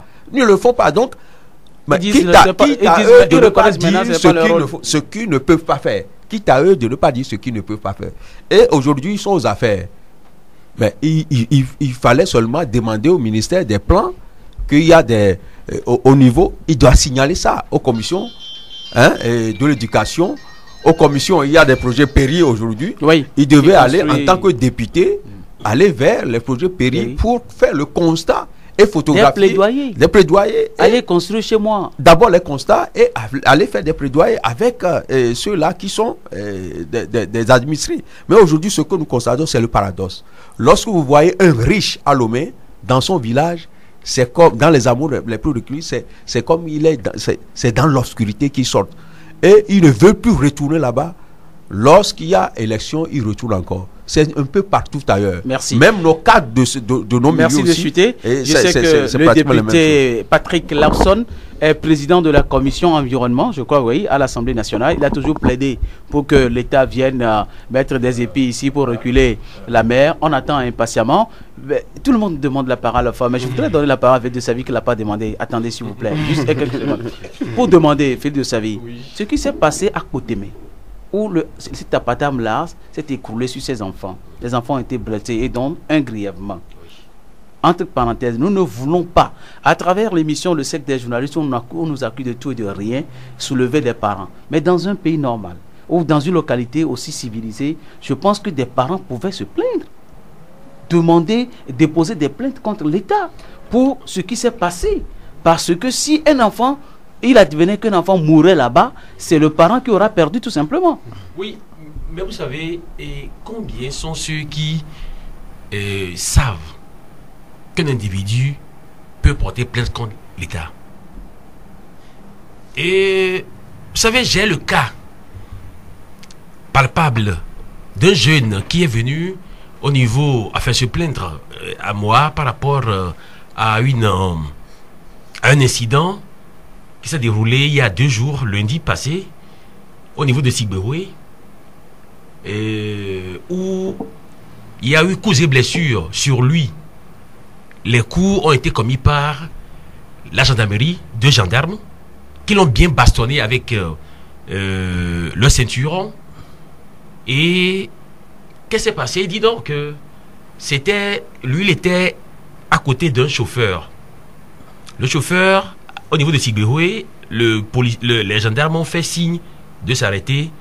Et le chauffeur, il a fait semblant de s'arrêter, puis il a gazé, il est parti. Mais qu'est-ce qui se passe? Il dit donc que lui, il doit de l'argent à ces gendarmes-là. Oh, il roule, il s'arrête et il détale. Il laisse le gare dans le véhicule. Oh. Ces gendarmes arrivent, ils commencent par bien chicoter celui qui est resté dans le véhicule. Bon. Qu'est-ce que j'ai fait? Vous avez vu que celui qui conduit, même, il a fui, il fuyait là. Vous ne l'avez pas poursuivi, vous le battez. Pourquoi? Il est blessé, sérieusement. Et moi, je lui ai dit, dans ce cas-là, ben, va à l'hôpital et va te plaindre au niveau de la justice. Ben, on lui dit, eh ben, maintenant, est-ce que tu reconnais quelqu'un? Vous voulez porter plainte contre qui? On dit, les gendarmes sont venus de... Et il sait que les gendarmes sont venus d'Aklakou jusqu'au niveau de Sigbehoué pour agir. Ben, on lui dit, tant qu'il ne connaît pas le nom des gendarmes, il ne peut pas porter plainte. Je parle d'une histoire d'il y a 48 heures. Oui, je crois que la justice a raison, mais la justice devait ouvrir une enquête. Voilà. Pour aller demander au CB d'Aklakou qui vous avez envoyé sur le terrain. Voilà. Et rapidement on les retrouve. Hein. On veut les retrouver. La justice sait qu'on peut les retrouver. Voyez-vous, et c'est ce qui s'est passé il y a 48 jours. Et c'est le 48 heures. Il y a 48 heures. Et c'est une affaire pendante. C'est pour vous dire que beaucoup de Togolais ne savent pas qu'on peut se plaindre. Et souvent on dit, comme c'est l'État, oh, l'État est moins petit comme ça, qu'est-ce que je peux faire? Et on laisse faire. Moi je crois que même les organisations de droits de l'homme peuvent porter plainte pour qu'on puisse voir ces situations-là. L'idée, le problème que j'aimerais soulever même, c'est, disons, ces bâtiments qui sont construits dans des milieux non visualisés par des gens qu'il faut. Et heureusement que c'est juste quelques piliers. Si c'était vraiment le bâtiment déjà construit en dur, c'est comme ça que ça allait aussi s'effondrer. Les cailloux, les pierres sur les enfants, les bétons, il y aura des morts. C'est pour nous dire que nous faisons un travail de l'à peu près. C'est pas sérieux. On travaille sur la vie des gens. Et sur la vie des gens, il faudrait... Nous sommes tous des Togolais. Et nous avons tous en commun la richesse du Togo qui nous appartient. Ce n'est pas seulement à ceux qui dirigent le pays que la richesse du pays, du Togo est. C'est à nous aussi. Il faut que ça soit équitable et que ne soit pas des manipulations à ce niveau-là, qu'on puisse voir comme à Potémé. Et comme moi, je suis très, très outré parce que je ne veux pas parler. Parce que ce sont des choses qui me révoltent. Qui me révoltent. Ne te révolte pas, journaliste. Alors, San? Bon, Tony, au fait, je crois que le confrère Justin Anani a soulevé beaucoup de points. Quand vous voyez, par exemple, dans mon propre établissement, c'est un bâtiment à 2 tons. Quand je parle de bâtiment à 2 tons, une partie en paille, une partie en vieux tôle, et maintenant des tôles qui coulent lorsqu'il pleut. Et c'est dans ça que nous nous enseignons. Alors, c'est un CG là-bas. Et donc, je te dis, il faut dire que j'ai l'impression que l'État a démissionné vis-à-vis de l'éducation au Togo. Donc, c'est pourquoi... C'est pas seulement l'éducation. Oui, non, bon, en tout cas, comme nous sommes dans le cadre de l'éducation, oui, c'est pourquoi j'en parle de cette façon. Donc, il faut dire que ce n'est pas seulement le cas de Potémé, mais partout, quand partout vous passez dans les établissements, c'est des établissements en paille.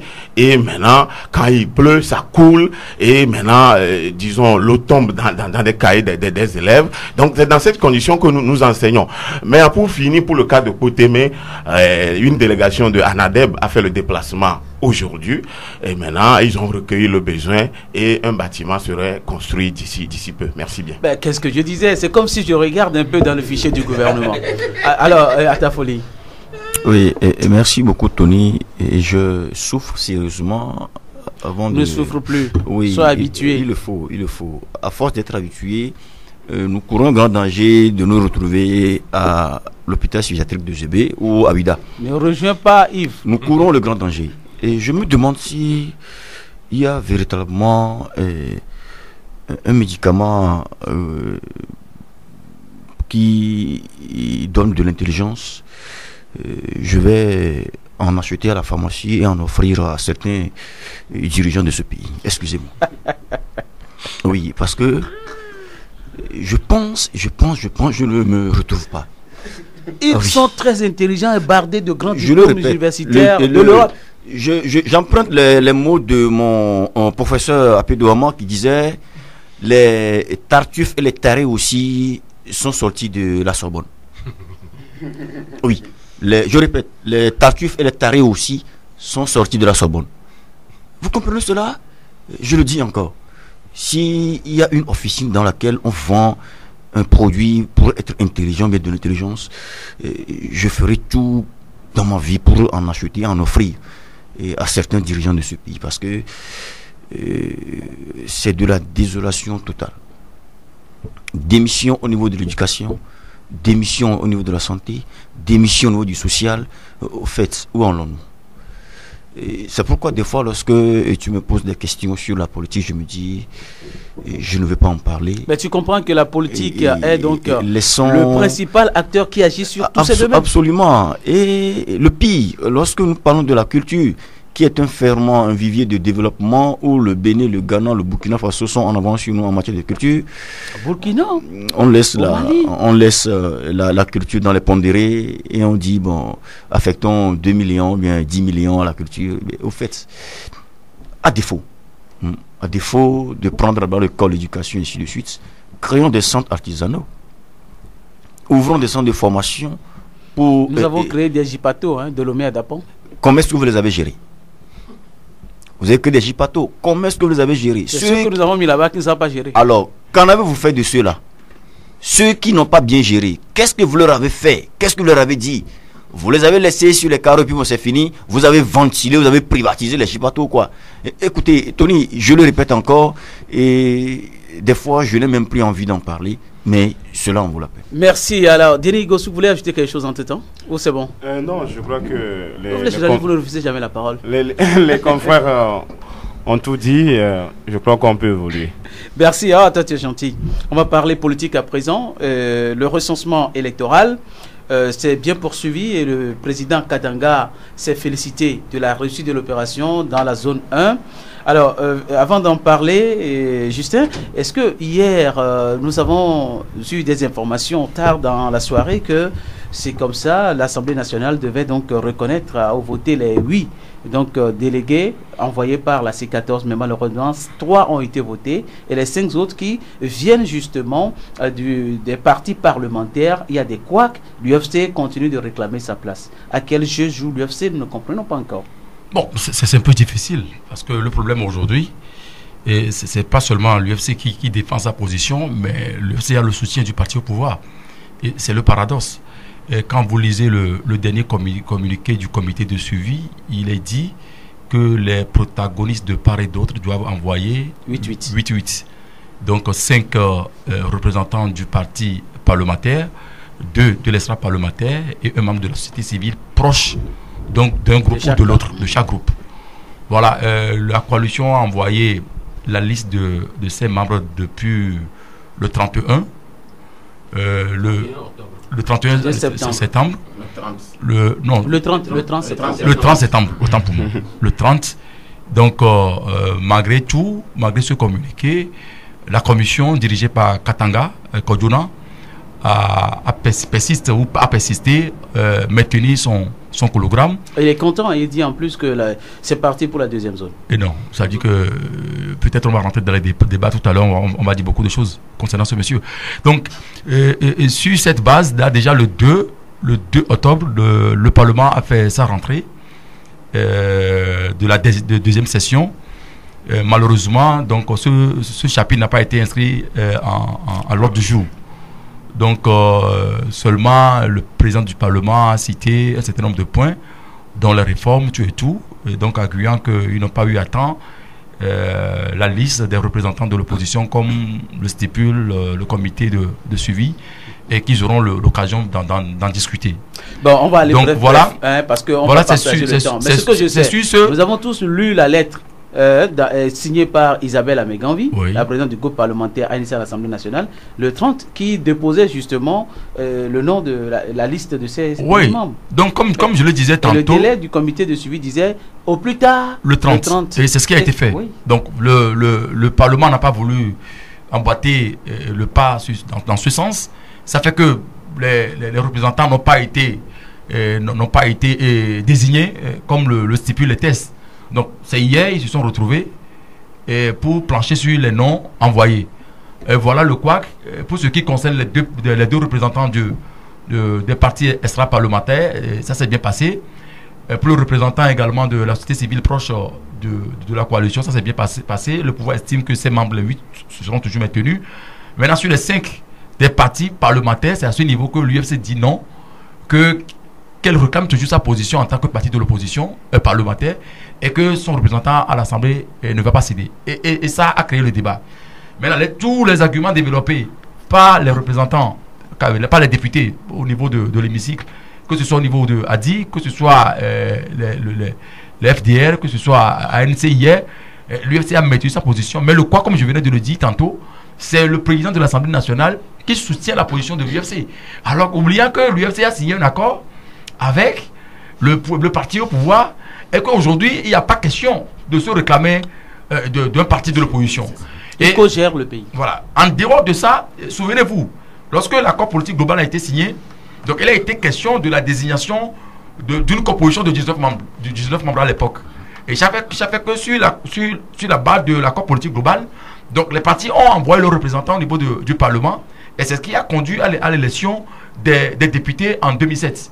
Mais juste après, le pouvoir ayant compte tenu du découpage électoral, l'opposition qui a eu plus de 1 200 000 de voix, a eu 27 députés si j'ai bonne mémoire, et le parti au pouvoir avec 19 000 qui a 900 000 pour moi, qui a plus de députés, 35 ou quelque chose. Non, la majorité absolue dépassée. Voilà. Donc ça fait que ça a créé des problèmes sur la base de ce principe-là. Donc ça a permis au pouvoir de modifier maintenant le code électoral. Maintenant, ce code électoral a créé de polémiques en son temps. Mais c'est le même code qu'on a utilisé parce qu'on réclamait les réformes électorales. Et sur la base de cette histoire, il va falloir également toucher le code électoral. Donc, en clair, on a le président Dama Dramani de UNI, président de l'Assemblée nationale, a reporté une autre session pour trouver un consensus. Oui, c'est vrai que le débat était très houleux. Apparemment, à votre avis, Yves Arkeson, est-ce qu'on peut trouver un consensus là-bas tant que les autres, l'UFC par exemple, maintient sa position? Non, avant de donner la parole comment on l'appelle, à Yves, je conclue tout simplement en disant que l'UFC joue la diversion. Parce que les partis extra-parlementaires comme le NET, que ce soit au but et l'autre au but et l'autre comme on l'appelle le PDR, ont compris et ils ont cédé leur place. Mais l'UFC ne peut pas faire de chantage aujourd'hui, arguant qu'on doit leur donner ils réclament des sommes de millions, on parle de 27 millions, quelque chose comme ça, avant de céder leur place. Je pense que le problème aujourd'hui sur le tapis, c'est une question de la République qui est en jeu. Mais au demeurant, avant de conclure, si vous permettez, à la fin. Adi, en son temps, Adi a deux représentants à l'Assemblée. L'UFC aussi qui se réclame de l'opposition ayant signé un accord avec le parti au pouvoir aussi, il y a 2 représentants. Mais depuis toujours, les représentants d'Adi ne siègent pas au niveau du Parlement. Adi fait partie de la coalition. Et Adi fait partie des protagonistes dont il est question au niveau de la feuille de route du communiqué du comité de suivi. Donc, on ne sait pas de quel rôle joue l'UFC aujourd'hui pour faire traîner les choses. Merci. Et ça profite Merci. Alors, Yves Arkeson, tu as toujours dit que le pays n'est pas normal et apparemment on tombe dans la bassesse. On tombe dans la bassesse, on tombe dans l'humiliation, mais la honte n'a jamais tué personne au Togo. Alors, comment dire publiquement dédommagez-moi à tel montant pour que je quitte une structure. Vous savez, lorsque nous disons que la politique au Togo, c'est du business, les gens s'énervent. Maintenant, c'est clair. C'est des businessmen qui sont là-bas. Ils ne pensent jamais à ce pays. Ils se sont jamais souciés des souffrances de la nation togolaise. Bon, ça se voit. L'UFC est en train de démontrer à suffisance que ces gens-là ne sont que là-bas pour de l'argent. Donc l'accord était un accord d'argent. C'était un accord d'argent, ils ont eu de l'argent, maintenant il en manque, ils veulent encore traîner toute une nation à cause d'une seule... Qu'est-ce que ça veut dire? Parce que la vie de la nation est en danger. Seul l'UFC, si ceux-là qui sont dans ce parti, il faudrait qu'ils leur disent, ils disent à leur président, est-ce qu'il y en a encore un président? Je ne sais pas, celui-là qui est au niveau de l'hémicycle, d'avoir pitié des Togolais. Parce que le Togo, tout le monde a les yeux rivés sur notre nation. Même ce qui se passe actuellement au Togo, les gens se demandent beaucoup de choses. Je veux vous dire simplement que ceux-là, nos frères qui sont à l'hémicycle, ne sont que des business. En l'occurrence, le député de l'UFC qui est en train de se défendre là-bas, qui est en train de se démettre là-bas, il est en train de démontrer que les Togolais ne sont rien, ils ne pensent jamais à nous. Merci. Alors, Denis Gossou, vu la cherté de la vie que nous vivons au Togo aujourd'hui, sincèrement, l'argent ne circule plus. 25 millions pour nous faire combien de mois et ça ne finira jamais. Mais c'est quand même, vous l'avez dit, c'est quand même une bassesse. Comment on peut réclamer 25 millions? Au nom de quoi? Au nom de quelles règles? Au nom de quel principe? Il a calculé tous les avantages qu'il pourra avoir s'il reste là-bas. Parce que il dit, je crois que c'est Jean-Claude Homao, qui dit que lui, il a passé 10 ans là-bas, donc c'est devenu une série permanente pour lui. vous savez, vous voyez, le ridicule ne tue pas. Sinon, ce parti moribond, comme on le connaît tous, mais ils vont faire quoi? On voit la tête. Ils ont des députés à l'Assemblée nationale. On ne refuse pas, mais... Ils ne sont pas moribonds. Mais on sait que cet accord qu'ils ont signé en mai 2010 avec le RPT d'alors, on sait que c'est à coup de milliards. Et peut-être comme les confrères leur disent que... Donc c'était un engagement d'argent. C'était un engagement basé sur l'argent. C'était un fonds... leur politique maintenant est devenu un fonds de commerce. Du business pur. Donc ils sont là et puis c'est du chantage. Et quand on veut faire de la politique, je crois que les Togolais que nous sommes, nous méritons mieux que ce que l'UFC est en train de nous servir aujourd'hui. On ne peut pas se moquer de tout un peuple comme ça. Voilà. À ta folie, enfin la politique te tend la main. Oh non, c'est pas ça. Le sujet, c'est lequel? Aujourd'hui, moi, je me rends compte que nous avons plusieurs catégories de partis politiques au Togo, dont les One Man Political Party. Attends, on y va. Bon, moi, je crois que la position de l'UFC est purement anormale. Et comme vient de le dire un confrère, c'est véritablement d'une bassesse.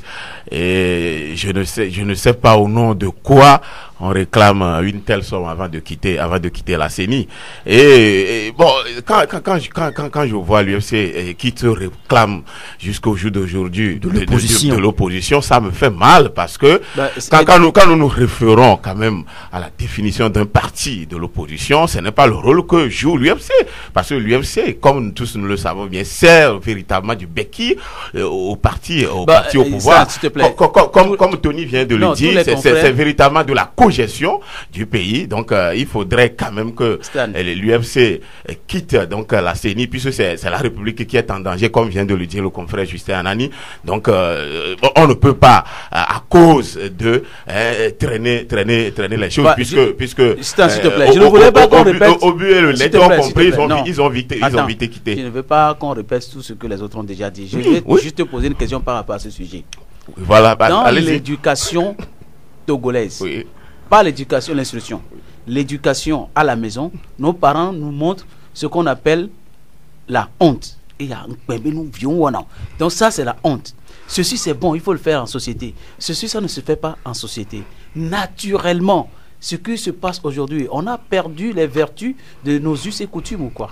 Non, au fait, quand nous lisons quand même la réaction, comme quelqu'un l'a dit, quand nous lisons la réaction de certains de nos partis politiques aujourd'hui, c'est comme si ils ne connaissent pas ce qu'on appelle la honte, ou bien ce qu'on nous a appris, c'est comme ils ont carrément laissé ça de côté pour faire ce qui ne tient pas. Sinon, quand vous prenez la réaction de ces gens-là quand même à la CENI, c'est comme si ils sont là seulement pour pouvoir travailler, avoir de l'argent. Donc il va falloir que l'UFC comprenne vraiment que aujourd'hui les situations ont vraiment changé. Il faudrait quand même qu'il quitte la CENI pour qu'on puisse aller de l'avant. Pour qu'on puisse évoluer, Félix de Savy. Donc ça transparaît clairement dans les propos de l'ANS et de l'UFC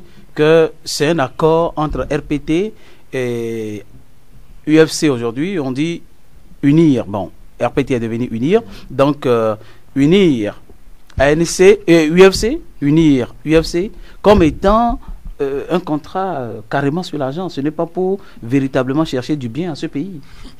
Non, mais c'est pas le bien. Moi, je dis que c'est les gens travaillent pour leurs intérêts personnels. C'est ce qui est clairement sorti.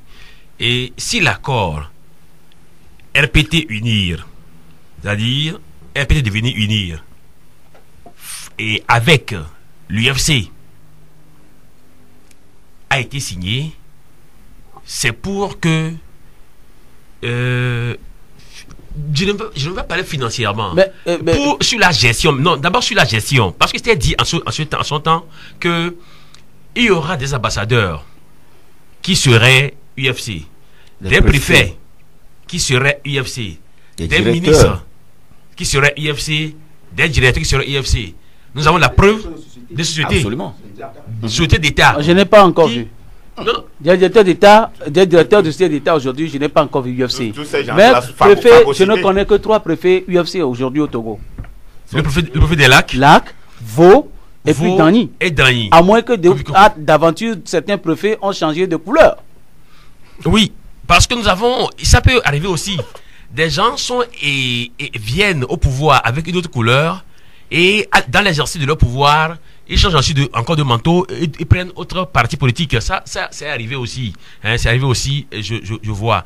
Mais c'est pour ça que je disais que les gens fonctionnent par rapport à leurs intérêts personnels. Et quand on voit le cas qui se produit actuellement, c'est intérêt personnel et mercantilisé même. C'est ça, c'est du mercantilisme. Voilà, c'est un peu gênant. C'est un peu gênant. Et disons, politiquement, si vous faites ça en principe, votre parti est tué. Dans un pays aussi démocratique comme l'Angleterre, on va trouver une pharmacie à notre confrère Atafoli, vraiment, pour acheter ce médicament pour ceux dont il a parlé tout à l'heure. On va poursuivre. On parlait du recensement électoral. Marcel, vous permettez, parce que ce sujet est intéressant. Tel qu'on a abordé le sujet, quelqu'un qui nous suit aujourd'hui peut-être va penser que on s'acharne contre l'UFC sans pourtant comprendre grand-chose. Ça, on l'explique. Tu l'as déjà expliqué. Non, il y a encore d'autres paramètres que je n'ai pas développé. C'est vraiment important. Une minute. Lorsque vous êtes en crise et que à un moment donné, le chef de l'État a senti le besoin d'aller solliciter la facilitation et que la facilitation est arrivée et a essayé de comprendre le pourquoi ça ne marche pas. Et on s'est rendu compte qu'il y a 2 protagonistes. Qu'est-ce que vous voulez? La facilitation a recueilli de part et d'autre et a soumis les points de vue de tout un chacun au chef d'État et de gouvernement de la CEDEAO. Et à l'issue de cela, une feuille de route a été déroulée. Ça voudrait dire tout simplement qu'à un moment donné, lorsque vous êtes en crise, la feuille de route qui vient, ça met en veilleuse tout ce qui est accord politique. Aujourd'hui, on ne peut pas se prévaloir, c'est parce qu'à un moment donné, l'UFC a signé un accord qui est au gouvernement. C'est ce APG, tout ça, c'est parti. Voilà. Maintenant, on marche sur la feuille de route. Maintenant, qu'est-ce que la feuille de route dit?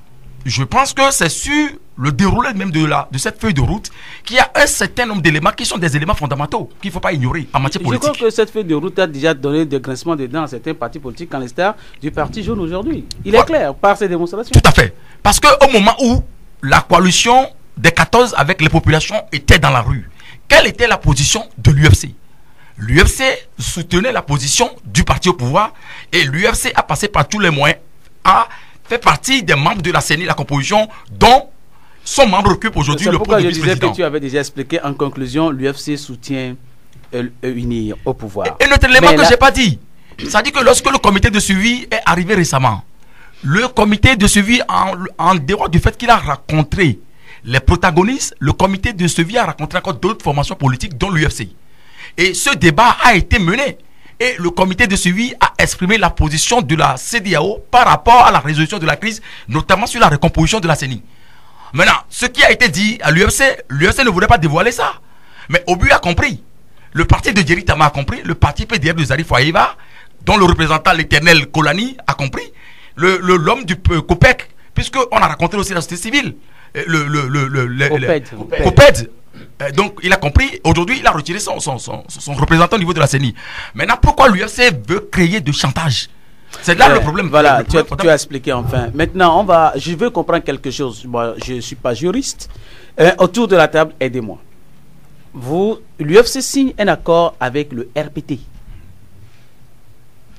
Le RPT est mort. Il y a aujourd'hui UNIR. En principe, cet accord est-il encore d'actualité? Est-ce que c'est légitime, c'est légal? Mais une très belle question. Une très belle question. En matière de droit ou en matière juridique, les accords n'engagent que les signataires ou leurs représentants. Dans le cas d'espèce, l'UFC étant une entité, une formation politique, a signé un accord politique avec le RPT. Le RPT est dissous. Ce qui veut dire qu'en réalité, on ne peut plus se prévaloir de cet accord-là pour quoi que ce soit. Donc si l'UFC est au gouvernement, c'est ce qui a fait. À cette position, Maître Djobi Gali l'avait exprimé.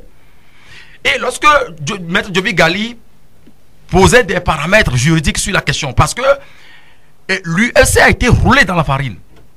Parce que si la question même des réformes est encore d'actualité aujourd'hui, c'est parce qu'à un moment donné, au moment où les populations étaient dans la rue avec cette histoire de VSAT qui était tombée en panne en 2010, et le candidat de l'UFC qui gagnait les élections en la personne de M. Jean-Pierre Favre, et J.K. Olympio est parti signer un accord le 10 mai 2010 avec le parti au pouvoir. Et durant tout ce temps, l'accord qui prévoit les réformes politiques, les réformes institutionnelles, constitutionnelles, les réformes électorales préconisées par l'accord politique global. Et qu'au jour d'aujourd'hui, cet accord n'a pas été mis en œuvre.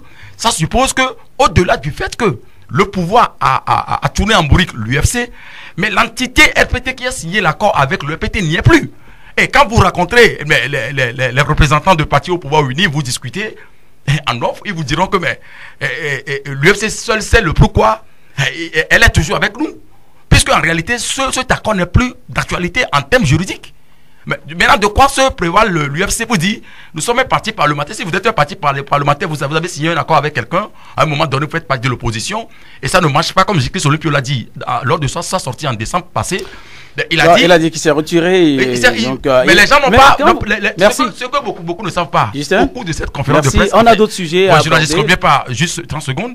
Au cours de cette conférence de presse, on a voulu que ça soit une conférence de presse. C'est spontanément, ça a été transformé en un point de presse pour la simple raison que nous étions là. On allait poser des questions par rapport au retrait des représentants de l'UFC au gouvernement. Mais lorsqu'on a cherché à comprendre, vous savez ce que les gens ont dit. Ce que le vieux a dit là, ça n'engage que lui. Nous allons rester au gouvernement, nous allons manger. Je voulais poser justement une question, Denis. Il y a mon grand frère Yves qui voulait dire quelque chose. Yves, est-ce qu'aujourd'hui, le vieux a dit qu'il s'est retiré, Gilles-Christ Olympio.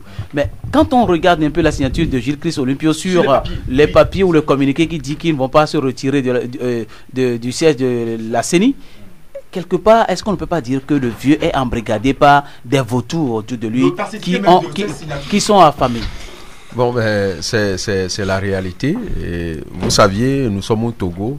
Et ça devient du salade, tout ce que tout le monde dit tout à l'heure. C'est une réalité. C'est que, est-ce que le pouvoir a changé de main au Togo? Si on dit que le RPT n'est pas uni, juridiquement, on peut l'accepter. Mais politiquement, on ne peut pas l'accepter. Lorsqu'il y a des mains partis, son fils est là, et le RPTR est redevenu uni. Ils sont toujours aux affaires. L'armée est toujours aux affaires. C'est l'armée qui a fait venir au pouvoir le fils de Niang Singbe. Au prime abord, c'était ça, avant que les élections n'aient lieu. Donc, je te comprends. Hein, donc, réalité, en clair, voilà. Dick Jean-Claude, devenu Togbe Lateko, reste la même personne. Bien sûr. Merci. Allez, on va poursuivre le débat. On va parler du recensement électoral. On va faire le point entre nous. Toi qui nous viens, Stan, de la préfecture de Bamono, à cheval entre la préfecture de Vaud. Est-ce que les choses sont bien passées? Le recensement électoral, les populations sont sorties?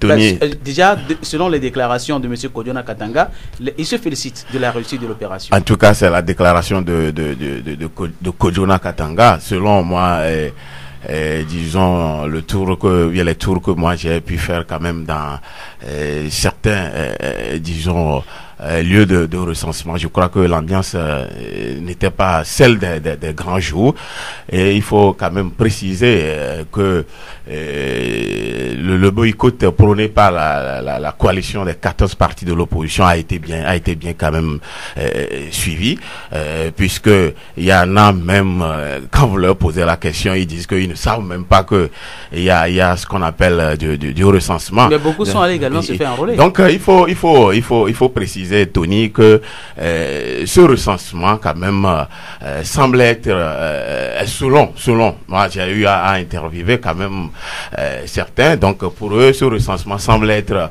unilatéral et un recensement frauduleux selon eux, et que il dit donc que ils respectent quand même le mot d'ordre de la coalition des 14 partis politiques qui prônent quand même le boycott. Donc là où partout où moi j'ai passé, ou bien dans le Bamono que dans le Vaud, l'ambiance telle que je viens de le dire n'était pas celle des grands jours. À ta folie?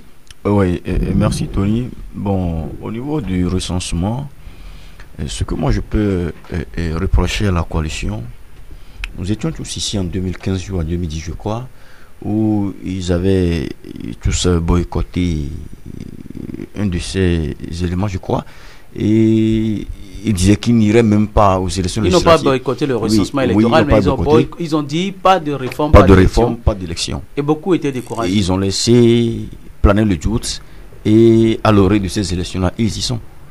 Et je me demande à quel jeu eux aussi ils jouent. À quel jeu jouent-ils? Lorsqu'ils disent aujourd'hui... Donc, en clair, tu n'es pas d'accord avec le boycott? Je ne suis pas d'accord avec le boycott. D'accord. Denis Gossou? Oui, je crois que si le confrère dit n'avoir pas constaté l'affluence des grands jours, c'est pas seulement l'appel au boycott qui a joué, mais au fait, le processus a pris les gens de court, et vous allez voir que il y a des gens qui ne savent même pas qu'il y a un processus électoral qui est en cours. Il y a de ces gens-là, et donc il y a ça aussi qui a joué.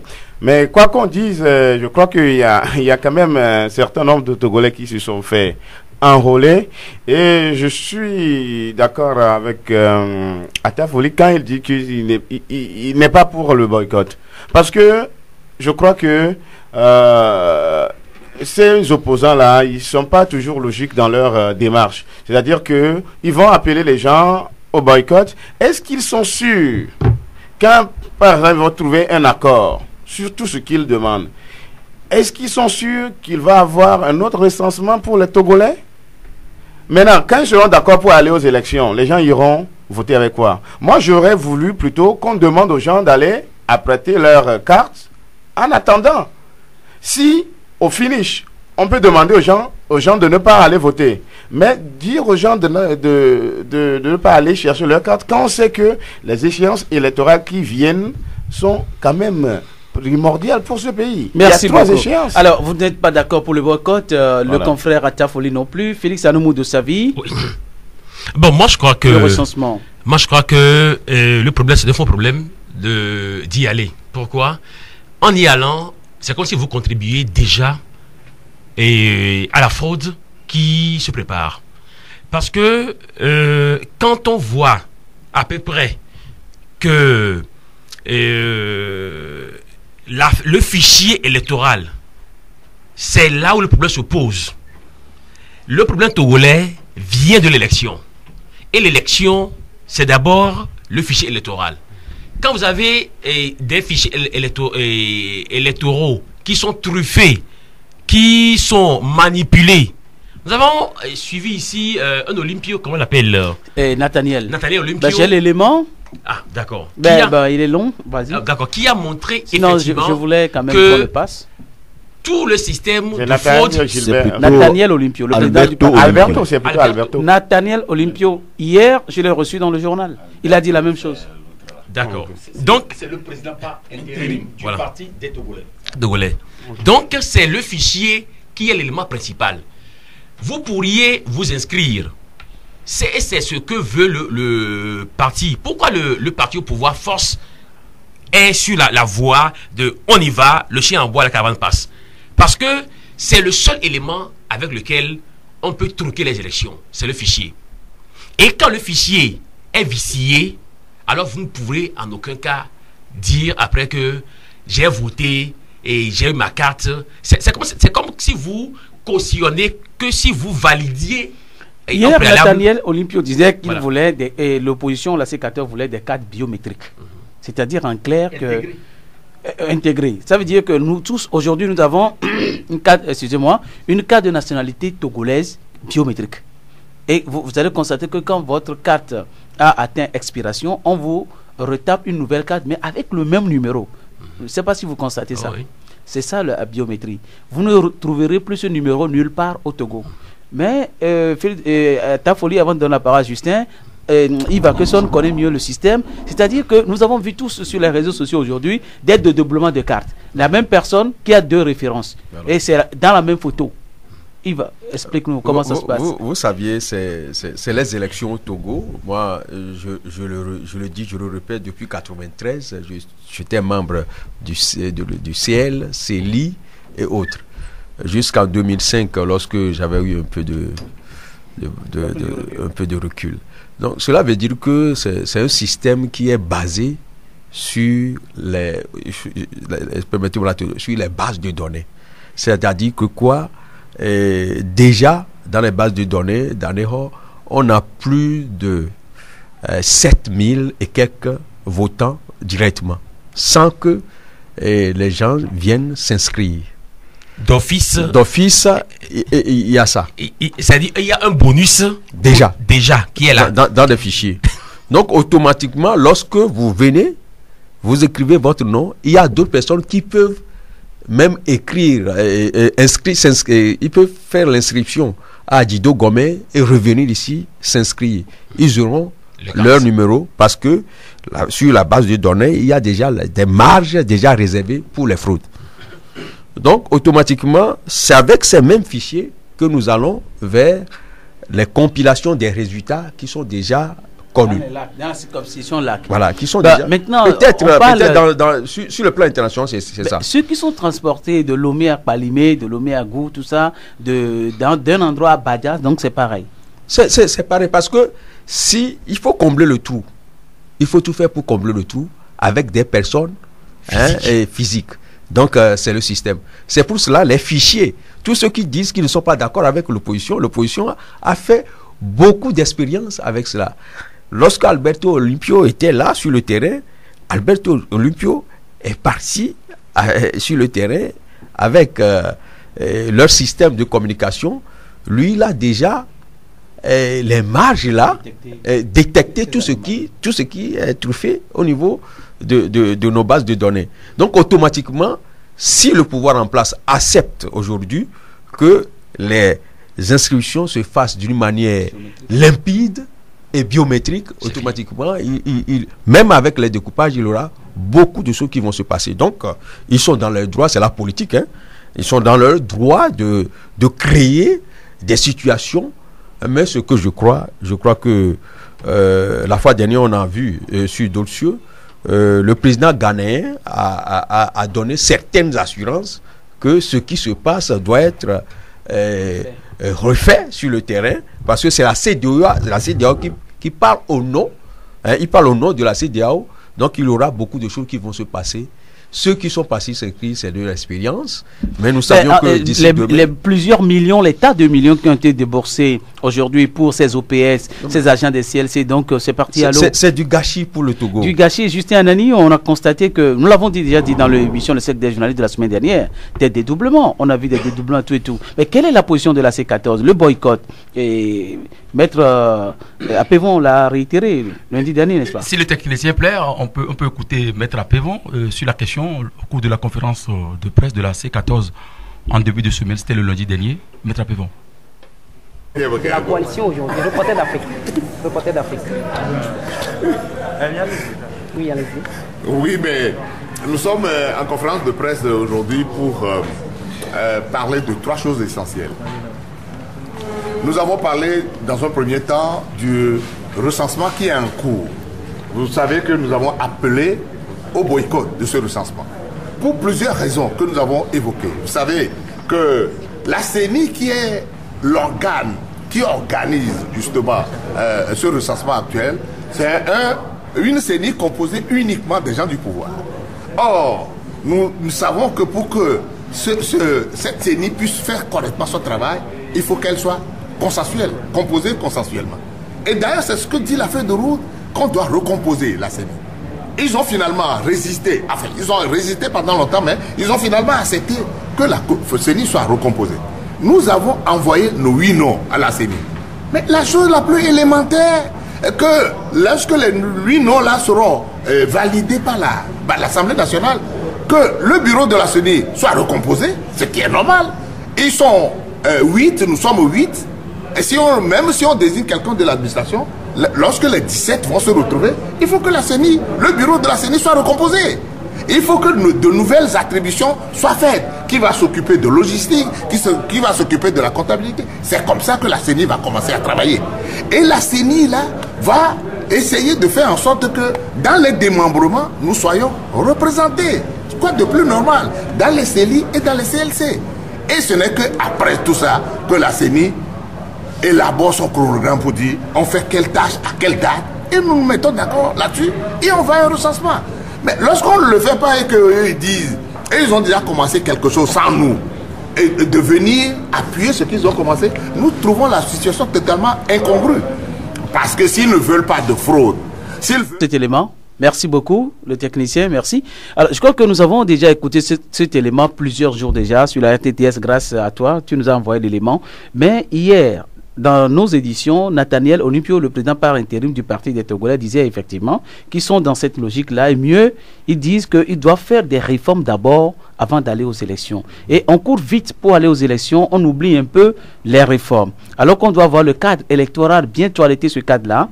Et il parle également de la Cour constitutionnelle. Et qui ne voudrait pas que leurs 8 membres aillent prêter serment devant cette Cour constitutionnelle dont ils n'ont pas confiance. Voilà. Et il insiste sur la carte biométrique qui permettra d'éviter toute fraude et dit qu'on le fasse comme c'est le cas dans la sous-région aujourd'hui au Sénégal et en Côte d'Ivoire, que les bonnes femmes qui arrivent sur place pour se faire enrôler aient en même temps l'acte de naissance si elles n'en ont pas et les vieux. Et ensuite, sur place, on leur délivre donc un certificat de nationalité togolaise et une carte de nationalité togolaise sur place et que c'est faisable. Je lui ai posé la question, est-ce que ce ne sera pas coûteux? Il dit que ce sera coûteux certes, mais c'est le prix pour la paix au Togo. Il a parfaitement raison parce que si aujourd'hui la coalition exige l'enrôlement des électeurs sur la base du biométrique intégré, ça s'est passé ailleurs. Le Nigeria compte plus de 200 millions d'habitants aujourd'hui.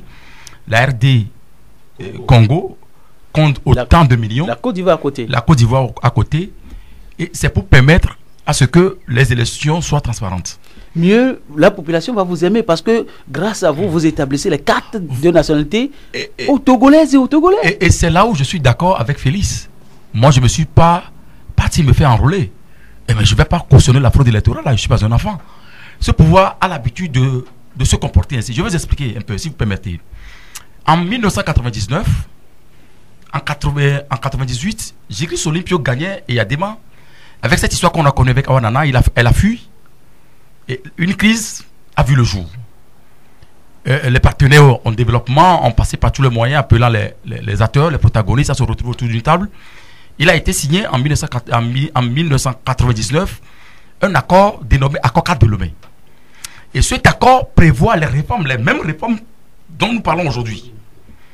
Et le pouvoir a accepté sous le garant, sous la protection de l'ancien président Jacques Chirac, qui était à Lomé, qui a rencontré Feu Yadema, et Yadema a promis de ne pas toucher seule virgule de la constitution togolaise. Sa parole de militaire. Sa parole de militaire qu'en 2003, il n'allait pas se présenter. Aussitôt l'accord signé, Jacques Chirac est parti. On a mis les Bernard Stasi comme facilitateur dans cette discussion-là, je me rappelle. Le pouvoir a passé par tous les moyens à organiser les élections à la va-vite. C'est ce qui a provoqué le boycott de l'opposition en 2000. La conséquence logique, en 2002, la constitution togolaise, voilà, votée par plus de 97% des Togolais en 1992, a été modifiée, où le verrou a été sauté. Maintenant, la communauté internationale qui est témoin n'a rien fait. Est-ce que cette communauté internationale ne joue pas à la duplicité? Non, j'en viens. Cette situation, on l'a traînée jusqu'en 2015, avec ce qu'on a connu également en 2015, avec les assassinats, qui est arrivé au pouvoir dans les conditions rocambolesques, l'accord de mort, l'accord politique global signé sous la houlette également de la même communauté internationale. Vous faites allusion, Blaise Compaoré, facilitateur et tout. Le pouvoir a persisté dans la même logique, a roulé encore des gens dans la farine, jusqu'à aujourd'hui. Mais depuis le 19, une crise est née. Mais aujourd'hui, la CEDEAO, qui a même évolué par rapport au protocole additionnel de la CEDEAO, avant on s'occupait des questions économiques. Maintenant, quand vous prenez le protocole additionnel de la CEDEAO maintenant touche les questions politiques. Où on parle de la limitation du mandat. Dans l'espace. Dans l'espace, le mode de scrutin, et même les questions qui concernent même la bonne gouvernance et les normes démocratiques. J'en viens. La médiation, sanctions. Toute la médiation qui déroule aujourd'hui une feuille de route. Ce qui voudrait dire que ce qui se passait avant n'est plus possible aujourd'hui. Le pouvoir fait une mauvaise lecture. Hein. Même les populations n'arrivent pas à comprendre parce qu'on joue sur la mentalité, entre guillemets, l'ignorance des populations. Allez, les mis d'accord, les mis encore, les mis là pour les mondes, NFI. Mais la carte d'électeur, la carte d'électeur n'est pas d'une carte d'identité. L'opposition demande à ce qui est un enrôlement des électeurs sur la base de ce qu'on appelle biométrique intégré. Là, on délivre l'acte de naissance, la nationalité sur la base de l'audience foraine, sur place, la carte d'identité. Et sur cette base-là, c'est les 10 doigts qui figureront sur le fichier. Et le fichier sera corrigé avec même le découpage électoral. Est-ce que savez-vous qu'actuellement, si on va aux élections, le parti au pouvoir a 35 députés déjà gagnés d'avance, avant le scrutin? Oui. Sur cette base-là, moi, je ne peux pas aller me faire enrouler, cautionner une telle forfaiture. C'est de la mascarade, c'est de la parodie pure et simple. Maintenant, par rapport à votre questionnement, mais si aujourd'hui l'opposition demande à ce que le jeu soit clair, mais de quoi redoute le pouvoir qui dit qu'il est champion et qu'il y a tellement de population derrière, de ne pas faire le jeu clair et net? Vous avez commencé par crier sur le pouvoir pour dire depuis le 19 août que le pouvoir ne fait pas bien. Alors, le pouvoir est en doute, il faut aller foncer alors. Comme un taureau. Lorsque dans la gouvernance d'un pouvoir séquentenaire, on constate l'échec, on constate la gabégie, la minorité qui s'accapare. Merci. Mais le pouvoir, tu peux chuter un peu. Ouais, je vais chuter. Il n'y a pas de gabégie, il y a les routes qui sont goudronnées. Depuis un moment, les amis d'enfants ne souffrent plus pour aller à Tablibo. Ah bon? Chez moi, tu vas aller tellement à ton très vite, à l'allure. Vous quittez le mais, vous prenez. On est en train de réfléchir même pour bitumer aujourd'hui la voie Annie et Lavagnon, Moitien à Gou. Vous savez ce qui se passe sur la route en allant à Klakou là? Amenra, vous à Klakou, attendez, ce n'est pas loin. Amenra à Comeclosou, on va bitumer partout. Donc, même dans vos chambres. Non, je suis tout dit qu'aujourd'hui, j'ai l'impression, et c'est calé d'avance, je l'avais dit la fois dernière, je l'ai même dit dans une émission hier, le pouvoir fait le passage en force pour avoir la majorité et fait les réformes à sa guise. Et comme le président ghanéen l'a dit la fois dernière, que c'est le chef de l'État Faure Gnassingbé qui est le problème, parce qu'il ne veut pas exprimer son intention de ne pas se présenter en 2020 ou non. Comme ça, sur la base des réformes qui seront faites, Faure Gnassingbé va se présenter encore en 2020. Et là, je dis que la crise n'a pas encore dit son dernier mot. Alors, c'est pour vous dire que si vous voyez la carte que le pouvoir est en train de jouer, j'étais en Côte d'Ivoire lorsque les élections se passaient là-bas. Je crois que c'est les Canadiens qui ont fabriqué les cartes bio intégrées au niveau de cet État. Et les conseillers qui étaient au niveau de Gbagbo, d'autres sont au niveau du Togo. C'est de créer des méthodes, des systèmes dilatoires pour que Faure Gnassingbé dépasse même dans l'an 2020, pour les réformes constitutionnelles et institutionnelles et le découpage électoral, tout cela, et ça va être très élastique pour que même nous allons oublier dans ce pays ce qu'on appelle l'élection pour les réformes et les découpages et autres. C'est le système qui est en jeu. Je vous en prie, souffrez et écoutez cela. Désormais, c'est comme ça que le Togolais, si vous voulez, si nous les Togolais voulons les réformes, vous saurez que ça serait très élastique. Ben, la CEDEAO va revenir encore d'ici quelques semaines. On va arrêter les élections. On ira de crise en crise. On ira de crise en crise. L'UFC est en train de créer, il est en train de jouer sa partition. Comme il était une fois au niveau de la Côte d'Ivoire, le parti de Thiers Fauzier, un petit parti, à cause de la guerre, se dit, nous voulons ceci parce qu'ils ont 3 armes et autres là. Donc c'est ça ce qui se passe au Togo. Donc tout le monde joue sa partition d'une manière, d'une autre. Les élections en l'an 2020 n'auront pas lieu. Et puis, bien sûr que les réformes et les découpages et autres là vont se faire, mais d'une manière élastique. Alors, est-ce que c'est vrai ce qui se dit, même dans les journaux, que le chef de l'État était à Abuja plusieurs fois auprès du président de la commission de la CEDEAO, Boari? Il faut quand même relever qu'il se passe beaucoup de choses dont nous n'avons pas connaissance. Il se passe beaucoup de... Les lignes ont bougé, sérieusement. Et il paraît également que la sortie du président Nana Akufo-Addo à marge du sommet, et donc la 113e session du sommet de l'ONU, n'a pas tellement plu aux autorités togolaises. Ah oui, il se passe beaucoup de choses. Il a clairement dit sur France 24 que le problème du Togo, c'est Fonia Sibé. Et cette déclaration du président ghanéen a fait tache d'huile. Et vous n'êtes pas sans savoir que la dernière démarche du Ghana par rapport à l'envoi de son avion pour évacuer le gréviste, le président, l'ancien député Habia, et cet avion qui a été interdit d'atterrir, et que pas dans une déclaration, je sais pas, rocambolesque de contre-vérité, le ministre de la Sécurité qui estimait que l'avion était arrivé, il est atterri, et que finalement c'est un avion militaire, un avion qui vient dans un pays qui atterrit, et puis sans pourtant maîtriser le pourquoi, l'objet de l'avion. Voilà, ce sont des incongruités. Mais après, on a appris que le pouvoir de Lomé a dépêché des émissaires auprès du président ghanéen. Oui, c'était le ministre Bahara qui était allé. Il se passe beaucoup de choses. Et la démarche également du président, comment on l'appelle, du ministre, enfin, du chef de l'État lors de la fête de l'indépendance de la Guinée, il s'est dit également beaucoup de choses. Et c'est à l'issue de cela, le ministre Bahara a laissé entendre qu'il ne va pas y avoir de découpage électoral avec tout ce que vous connaissez. Moi, je dis que les lignes commencent à bouger.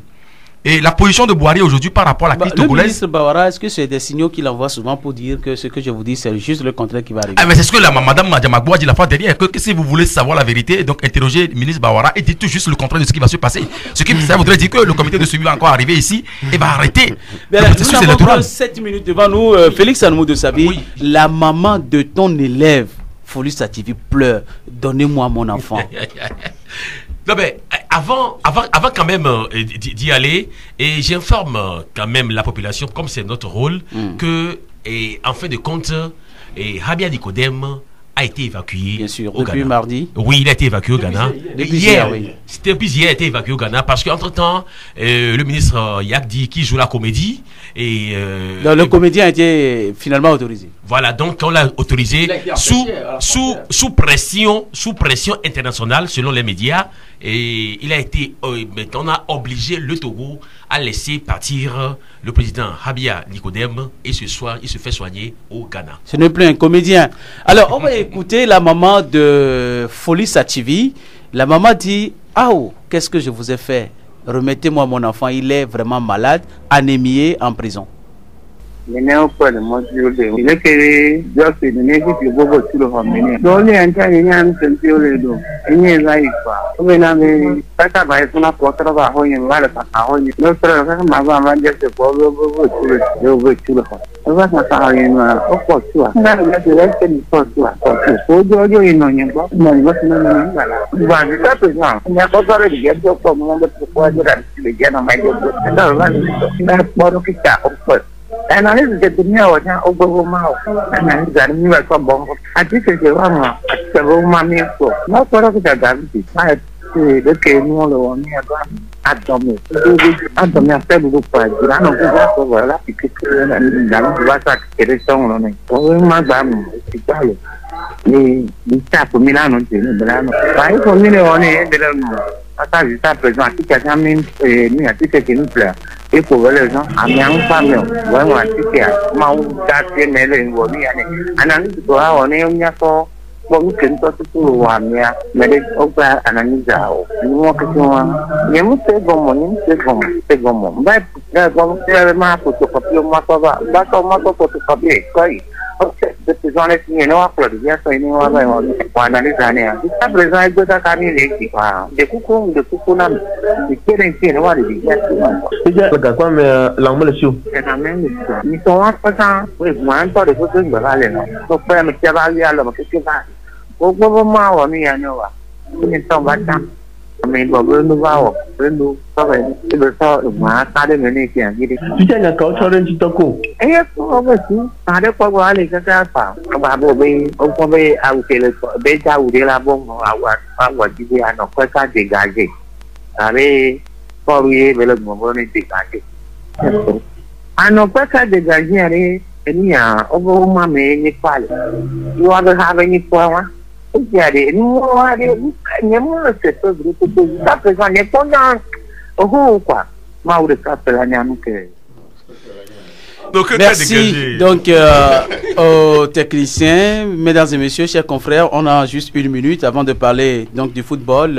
Qui veut réagir par rapport aux pleurs de la maman, aux cris des SOS à ta folie de la maman de Sativi? Je répète, Tony, s'il y a l'intelligence qu'on vend dans une officine. Non, je souffre sérieusement avant de le dire. On trouve tous les arguments, mais on ne réussit pas. Ce qui est marrant, c'est qu'on va fouiller chez ce petit-là pour chercher des armes. Dans une officine, il faut qu'on m'en indique. Je vais également le dire à certaines personnes de ce pays, et à certains dirigeants, aussi bien au niveau du pouvoir qu'au niveau de l'opposition, aussi bien au niveau de la diaspora, afin qu'on nous en trouve et qu'on en donne en cadeau, qu'on offre en cadeau. Et à ces gens-là pour que le Togo puisse être sauvé parce que oui. Merci. Il y a la maman de Sativi Folie, le porte-parole du mouvement Nokanka qui demande donnez-moi mon enfant. Pareil pour la femme de Joseph Eza et la femme dit remettez-moi mon époux. Allez, oui, on va parler. Ça fait partie des violations des droits de l'homme. On va parler du football. On n'a plus le temps. On va parler du football. Mais rapidement avant le football. Au Cameroun, Maurice Kamto a dit j'ai gagné les élections présidentielles qui sont déroulées au Cameroun dimanche dernier. Malice, vice ou pour tacler le pouvoir? Enfin, moi j'ai suivi sur les médias aussi. Et je me dis, je sais pas sur quelle base il parle, ou bien il a des éléments concrets pour pouvoir se justifier et il aurait gagné, on ne sait pas. Il sait que le vieux lion va encore passer, donc il veut juste bloquer. Oui, peut-être que c'est une stratégie politique et pour se faire parler de lui aussi, ou bien si réellement il aurait gagné, mais c'est que au Cameroun, c'est toujours tout le monde qui c'est comme l'Angleterre ou bien comment c'est le roi l'Allemagne. voilà on joue. Merci. Et puis alors football pour une minute football, le Togo, on ne peut plus parler du bilan de Claude Leroy, c'est désastreux, le bilan est désastreux, mais il y a une double confrontation entre le Togo et la Gambie le 12 et quelques jours plus tard la Gambie reçoit le Togo. Dans cette double confrontation, est-ce que le Togo pourra faire quelque chose? Un point seulement, le Togo est bon dernier dans son groupe. Qui prend la parole? Denis, vous comptez sur Claude Leroy? Des miracles? Je ne crois pas au miracle avec le sorcier blanc. Sa magie s'est arrêtée de fonctionner il y a longtemps. Et je ne sais pas, parce que le Togo a beaucoup de millions, bon, il faut aller chercher un vieux blanc qui ressemble à une vieille femme. Et donc, on en a assez qu'ils viennent manger aussi. Et donc, c'est le problème. Sinon, je ne sais pas, si je serais dans un pays normal, je crois qu'il devrait rendre le tablier, hein, sincèrement. Merci. Yves Akesson. Non, il faut manger. De quoi je m'amène? Je dis que la situation du football togolais, à l'image de ceux qui dirigent le pays. Et il n'y a pas de choses à dire. Maintenant, le Togo va jouer contre Claude Leroy. Tom Saint-Pete qui a eu à diriger les éperviers aujourd'hui, c'est lui qui a la manette au niveau de la Gambie. L'équipe s'est entraînée hier sur le stade de la Souza à Blogam, et là-bas, on l'a vu. Et des gens qui sont venus à Lomé, qui sont tellement déterminés, comparativement aux Togolais qui, aujourd'hui, il a lieu de se poser des questions. L'entraîneur qui en passe même de trouver des stratégies pour pouvoir faire évoluer l'équipe des éperviers.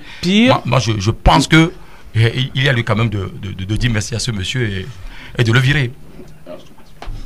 Oui, Tony, le souci également, c'est le problème du football togolais aujourd'hui, c'est Claude Leroy d'une part et Chéhi d'autre part.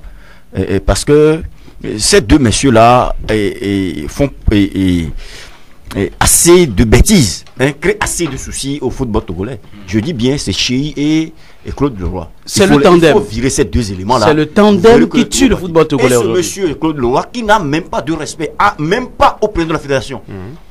On ne sait même pas si pour lui le colonel Apovi ne vit pas. Il ne respecte même pas les hommes des médias. Il ne respecte personne. Lorsqu'il part, il est arrogant et puis bon. De ça et de son entraînement, on le voit directement à la présidence.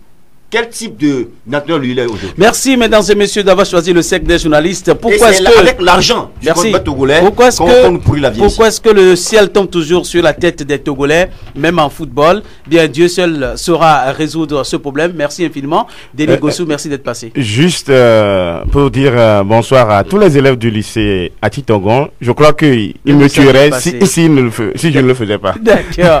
Alors, merci. Moi, un dernier mot. Le football togolais connaîtra une belle image jusqu'au moment où les vautours vont quitter la tête de ce pays. Dès que vous aurez une réponse à ma question, vous verrez que ça va changer. Merci. Merci. Justin Nani, merci de faire le déplacement depuis Lomé. C'est avec un plaisir. Je le dis d'habitude, la souveraineté appartient au peuple. Il revient à ce peuple-là de reconnaître qu'il a la force et par sa force, il peut changer les choses.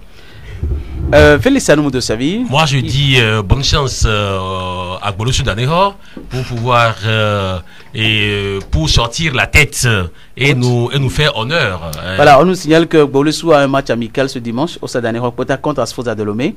Voilà, donc je crois que tous les fans et les supporters de Bolossou iront donc à ce match-là. Merci, chers confrères, d'être passés. Stan Chevi, Denis Gossou, Yves Kesson, Nata Foli, Justin Nani, Félix Anou de Savi, Tony Marcel, Technique Emmanuel Dalmeda. Nous vous donnons rendez-vous mercredi prochain. Rediffusion ce soir à partir de 22h. Au revoir.